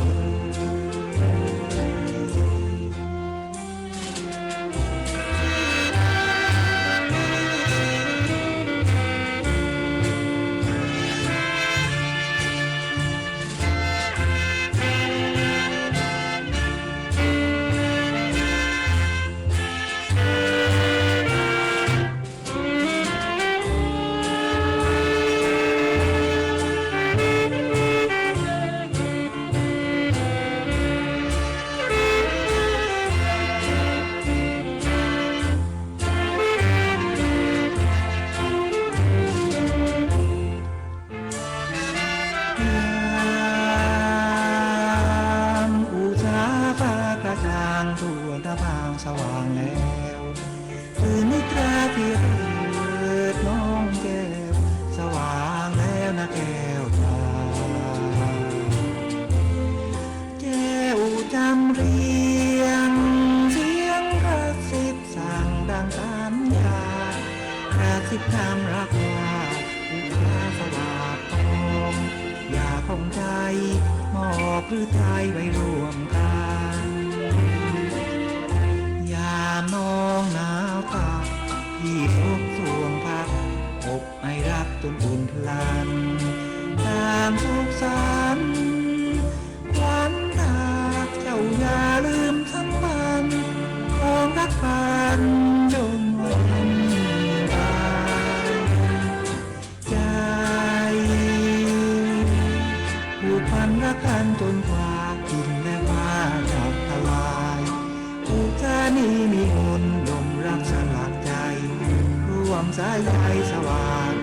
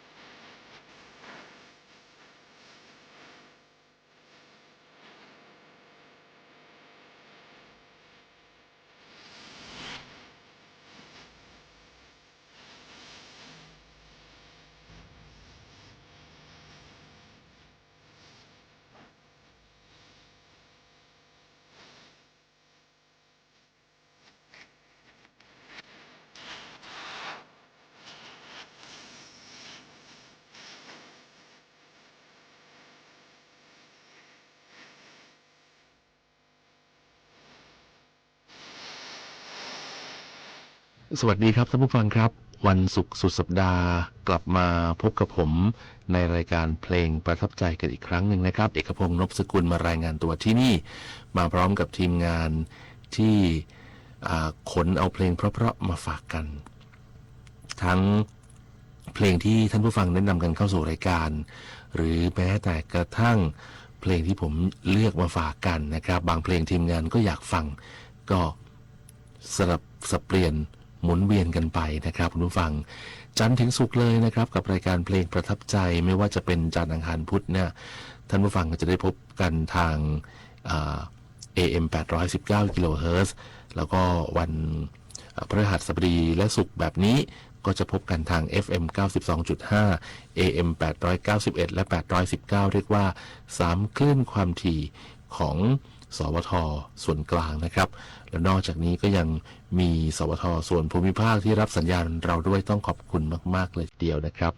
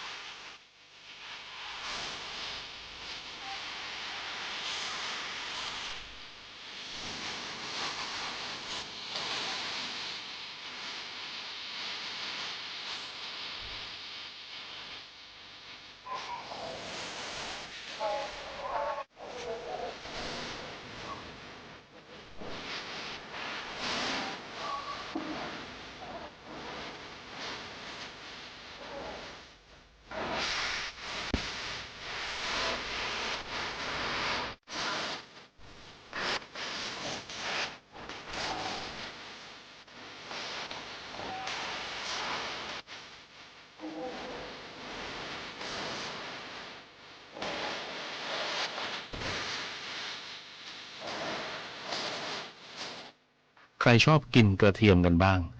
กระเทียมนำไปทำได้หลายอย่างนะครับนำไปเป็นส่วนประกอบของอาหารไปทอดไปผัดไปเป็นกระเทียมเจียวใส่ในข้าวต้ม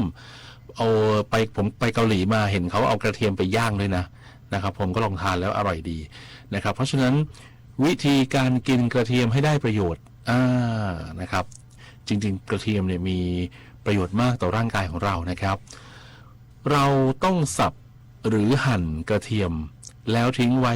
ประมาณ10 นาทีก่อนปรุงหรือรับประทานเพื่อให้เกิดสารที่เขาเรียกว่าอะลิซินนะครับในปริมาณมากขึ้นแล้วก็หลีกเลี่ยงปรุงสุกเกินไปเพราะว่าความร้อนเนี่ยจะทำลายสารสำคัญนี้ได้ครับแล้วก็ถ้าปรุงอาหารโดยที่ไม่ทุบหรือสับกระเทียมแต่ปรุงไปทั้งกลีบก็จะทำให้ไม่ได้ประโยชน์จากสารดังกล่าวนะครับหรือว่าสารอะลิซินนั่นเองเพราะฉะนั้นการกินกระเทียมสดคุณผู้ฟังจึงทำให้ได้คุณค่ามากที่สุดเพราะว่าอะไรเพราะว่าสารดังกล่าวนี้สลายตัวได้ง่ายมากเมื่อโดนความร้อนทำให้การผัดหรือทอดมันจะสูญเสียสารสำคัญไปหมดเพราะฉะนั้นเวลาเอากระเทียมไปปรุงกับอาหารไปเป็นส่วนประกอบก็จะสูญเสียสารสำคัญไปนะครับเขาบอกว่าการกินกระเทียมสดจะได้สารดีๆมากมายเข้าร่างกายของเรานะครับเพราะฉะนั้นวิธีกินกระเทียมที่เหมาะสมก็คือเรากินดิบๆกิน12 กลีบต่อวันนะเช่นบดใส่น้ำสลัดน้ำพริกหรือน้ำผึ้งผสมกระเทียมนะครับคุณผู้ฟังต้องลองนำดูนะแล้วก็มีข้อควรระวังด้วยสำหรับการกินกระเทียมครับเราระวังยังไงบ้างสำหรับการกินกระเทียมครับคุณผู้ฟังเรามาดูกันครับการกินกระเทียมสดมากเกินไปแน่นอนว่ามีกลิ่นปากแน่ๆที่เรียกง่ายๆคือปากเหม็นนั่นแหละเหม็นกินกระเทียมนะครับแล้วก็ระคายเคืองกระเพาะอาหารนอกจากนี้ทำให้เลือดออกง่ายในคนที่กินยาละลายริ่มเลือดนะครับส่วนกระเทียมที่ถูกปรุงสุกแม้สารอะลิซินซึ่งเป็นสารที่ดีที่สุดในกระเทียมจะถูกทำลายไปแต่ว่าสารต้าน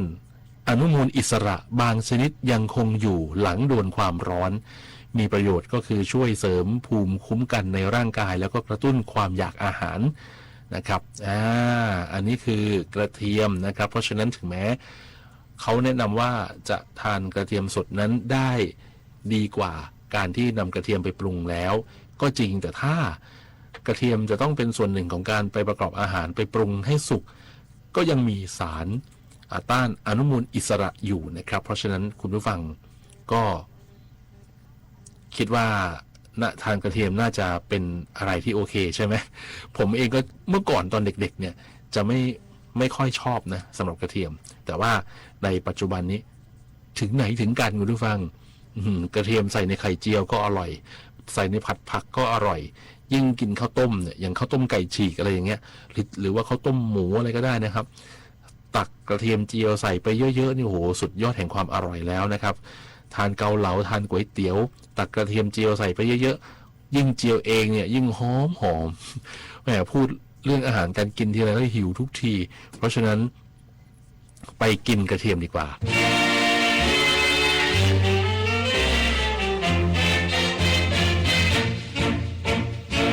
ฟ้างามเมื่อยนชนใจชื่นทั้งวันและคืนเรารื่นรมเมฆหมอกเปลี่ยนแปลงด้วยลมไม่ตรมฟ้าอากาศคือตัวเราฟ้าดินถิ่นดอนเมืองมารดามีลืมถิ่นฟ้าและสีเทาตะวันและเดือนหมู่ดาวกลางหาวเหมือนเพื่อนเราทุกวันคืนฝากที่ว่ากับฟ้าไกลสายจิตสายใจฝากไว้คู่ชื่นเพื่อศักดิ์ศรีเท่ากลมกลืนเพื่อดาวฟ้ายังยืนชื่นด้วยรักนี้คลาย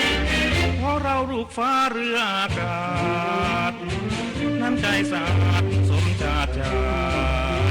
จะอยู่แห่งใดรักไม่ไหวไม่คลายเพราะสายใจนี้ใจเดียว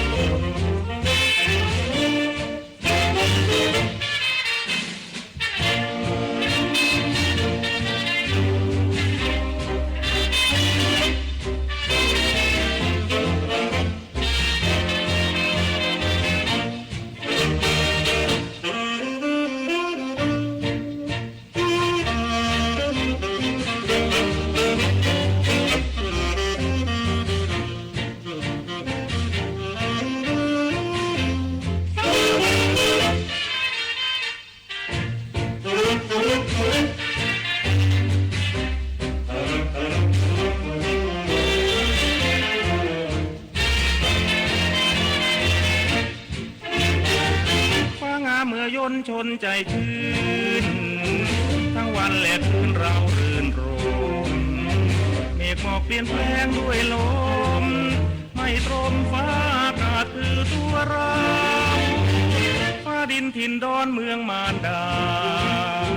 ที่ลืมถิ่นฟ้าและสีเทาตะวันและเดือนหมู่ดาวกลางหาวเหมือนเพื่อนเราทุกวันคืนฝากที่ว่ากับฟ้าไกลสายจิตสายใจฝากไว้คู่ชื่นเพื่อศักดิ์ศรีเท่ากลมกลืนเพื่อดาวฟ้ายังยืนด้วยรักนิคลายของเราลูกฟ้าเรืออากาศน้ำใจสะอาดสมชาติชายจะอยู่แห่งใดรักไม่ไหวไม่คลายเพราะสายใจนี้ใจเดียว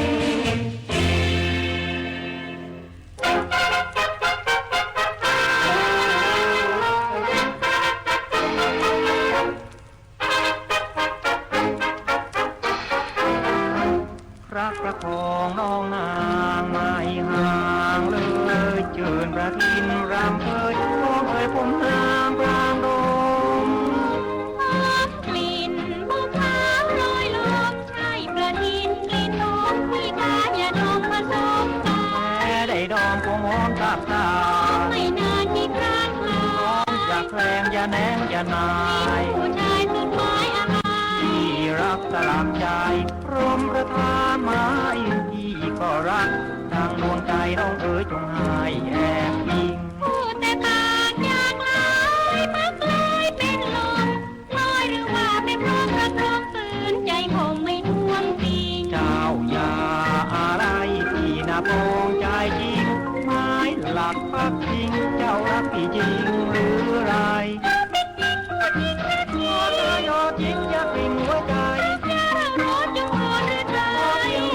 ด้วยใจรักพี่อย่าเบิ่งชมมันจะนุ่มนักมีโปรดถนอมจอมทีวีถึงวันเธอพี่อย่าวนคอยชื่นใจนับรมทำให้เรามาบุญช่วยพาของเราจึงมาเริ่มรมยอมอดใจถึงวันคงได้ชื่นชมคงไม่ตรงเพราะว่ารับรองให้ก่อน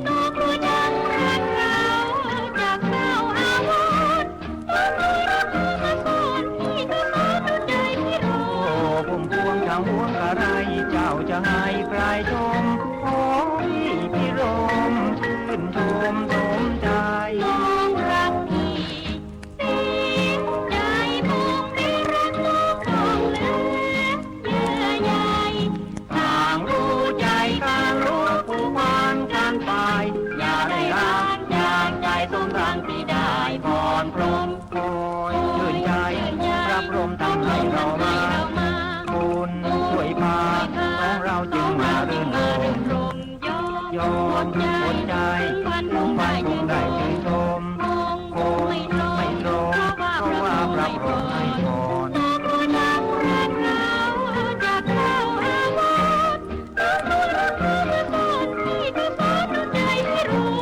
พุ่มพวงทั้งหัวกระไรเจ้าจะให้ใครชมขอพี่พิรมชื่นชมสมใจ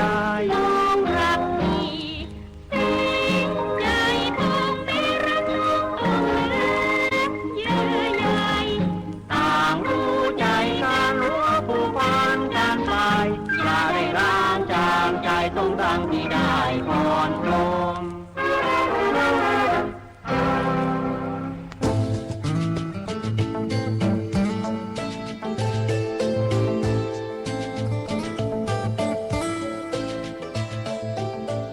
ชื่นชมนิยมไทย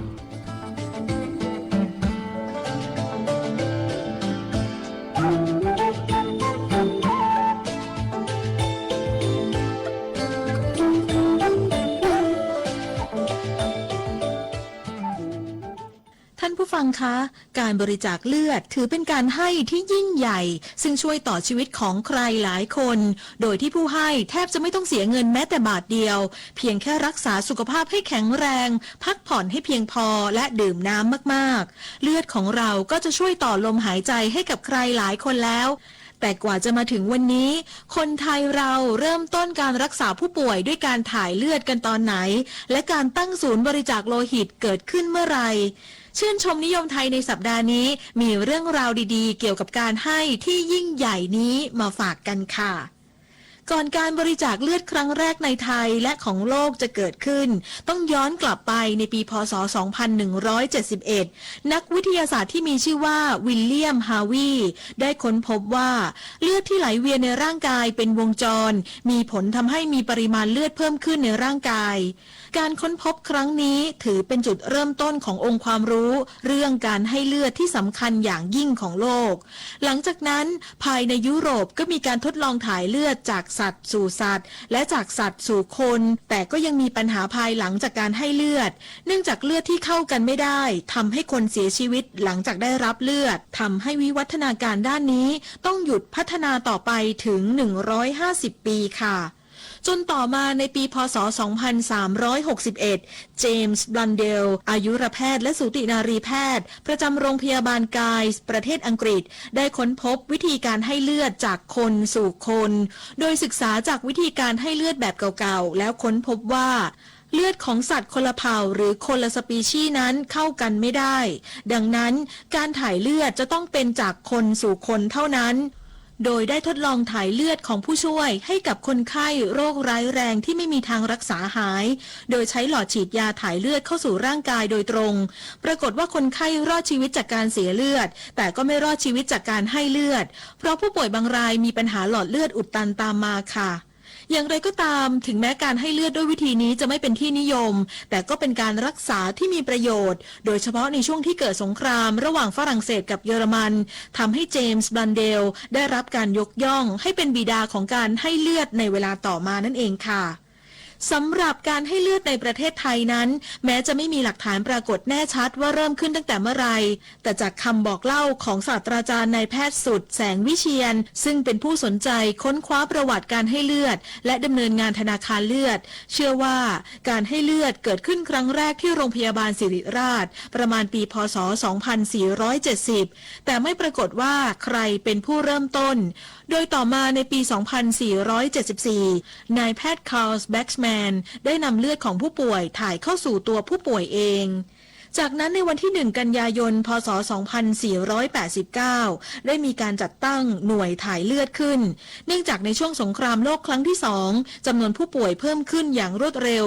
ทำให้ความต้องการเลือดเพิ่มขึ้นตามไปด้วยในปีพ.ศ. 2492 ได้มีการจัดตั้งธนาคารเลือดที่โรงพยาบาลเชียงรายประชานุเคราะห์ซึ่งถือเป็นธนาคารเลือดแห่งแรกในต่างจังหวัดและในปีพ.ศ. 2494 ก็มีธนาคารเลือดที่โรงพยาบาลหญิงจังหวัดพระนครนอกจากการก่อตั้งหน่วยถ่ายเลือดตามโรงพยาบาลต่างๆแล้วในปีพ.ศ. 2494 หลังการประชุมสันนิบาตกาชาดครั้งที่ 17 ที่เมืองสต็อกโฮล์มประเทศสวีเดนศาสตราจารย์นายแพทย์เฉลิมบูรณนนท์ผู้อำนวยการกองวิทยาศาสตร์สภากาชาดไทยในขณะนั้นได้นำมติการประชุมที่ให้สภากาชาดแต่ละประเทศพยายามจัดตั้งงานบริจาคโลหิตมาเสนอต่อกรรมการสภากาชาดไทยเพื่อขอจัดตั้งแผนกบริการโลหิตในกองวิทยาศาสตร์การบริการโลหิตเกิดขึ้นอย่างเป็นทางการในงานกาชาดประจำปีพ.ศ. 2496 โดยพระเจ้าวรวงศ์เธอพระองค์เจ้าจุมพลพงศ์บริพัตรกรมหมื่นนครสวรรค์ศักดิ์พินิจทรงลงพระนามสมัครเป็นผู้บริจาคเลือดหมายเลข 00001 เมื่อวันที่ 6 เมษายน พ.ศ. 2496ทั้งนี้การบริจาคเลือดที่กองวิทยาศาสตร์สภากาชาดไทยในปีแรกๆจะทำเฉพาะในสถานที่เท่านั้นโดยมีผู้บริจาควันละไม่ถึง10 คนแต่หลังจากนั้นก็มีการออกรับบริจาคเลือดนอกสถานที่โดยสมาคมเซนต์แอนดรูแห่งกรุงเทพเป็นผู้บริจาครถยนต์ต่อมาในปี 2506 รัฐบาลฝรั่งเศสได้เสนอเข้ามาช่วยเหลืองานบริการโลหิตโดยสนับสนุนด้านเครื่องมือและการฝึกอบรมเจ้าหน้าที่หลังจากนั้นจึงได้มีการก่อตั้งศูนย์บริการโลหิตแห่งชาติสภากาชาดไทยโดยมีนายแพทย์เฉลิมบูรณนนท์เป็นผู้อำนวยการคนแรกค่ะ ท่านผู้ฟังคะ ปัจจุบันการบริจาคโลหิตสามารถบริจาคได้ทั้งที่สภากาชาดไทยโรงพยาบาลต่างๆและหน่วยบริจาคโลหิตเคลื่อนที่ตามจุดต่างๆค่ะความต้องการโลหิตในแต่ละวันนั้นมีมากโดยผู้บริจาคโลหิตสามารถบริจาคได้สูงสุดปีละ4 ครั้งหรือทุก3 เดือนซึ่งจะเป็นการต่อชีวิตของผู้ป่วยได้อีกหลายหมื่นหลายแสนชีวิตเลยค่ะขอขอบคุณข้อมูลจากแฟนเพจห้องสมุดคุณพระช่วยนะคะวันนี้ชื่นชมนิยมไทยหมดเวลาลงแล้วดิฉันคณิษฐายิ้มดีขอลาท่านผู้ฟังไปก่อนสวัสดีค่ะ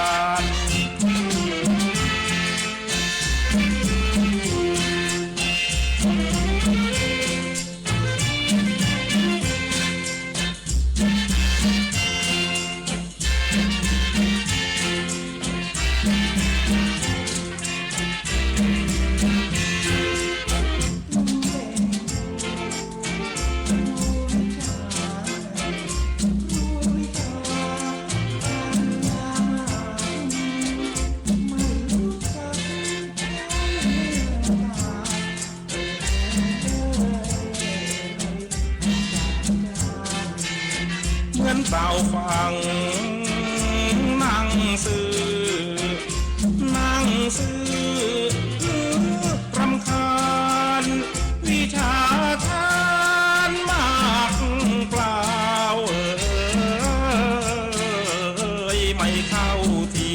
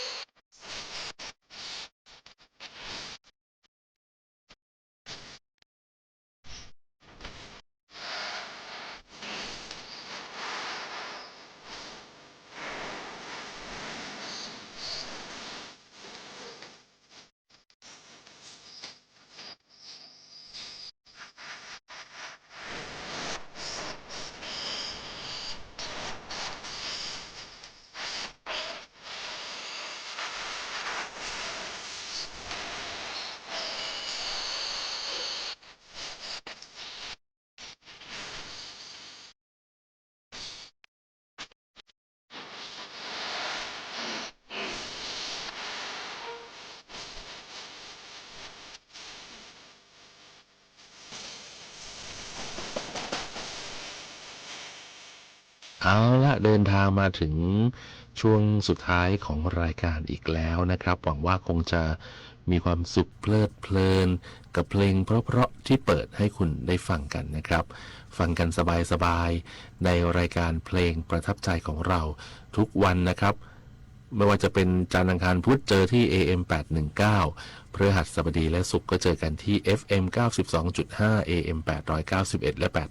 819รวมไปถึงสถานีเครือข่ายของสถานีวิทยุกระจายเสียงแห่งประเทศไทยในเครือกรมประชาสัมพันธ์ด้วยวันนี้หมดเวลาแล้วนะครับสัปดาห์หน้ากลับมาพบกันใหม่เพลงเพราะๆรอคุณอยู่สิ่งดีๆกับรายการเพลงประทับใจสำหรับวันนี้สวัสดีครับ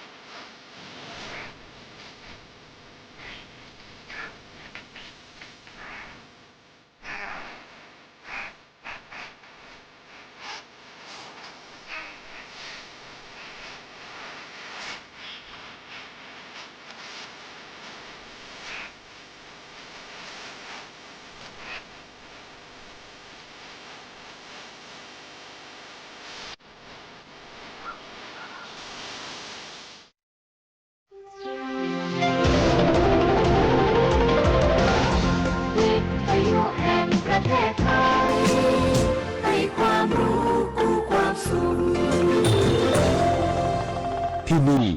สถานีวิทยุกระจายเสียงแห่งประเทศไทยกระจายเสียงจากอาคารถนนวิภาวดีรังสิตกรุงเทพมหานครบัดนี้ขอยุติการกระจายเสียงสำหรับวันนี้ไว้แต่เพียงเท่านี้โปรดติดตามรับฟังการกระจายเสียงของทางสถานีวิทยุกระจายเสียงแห่งประเทศไทยได้ใหม่เริ่มตั้งแต่เวลา 5 นาฬิกาเป็นต้นไปขอความสุขสวัสดีจงมีแด่ท่านผู้ฟังทุกท่านราตรีสวัสดิ์ครับ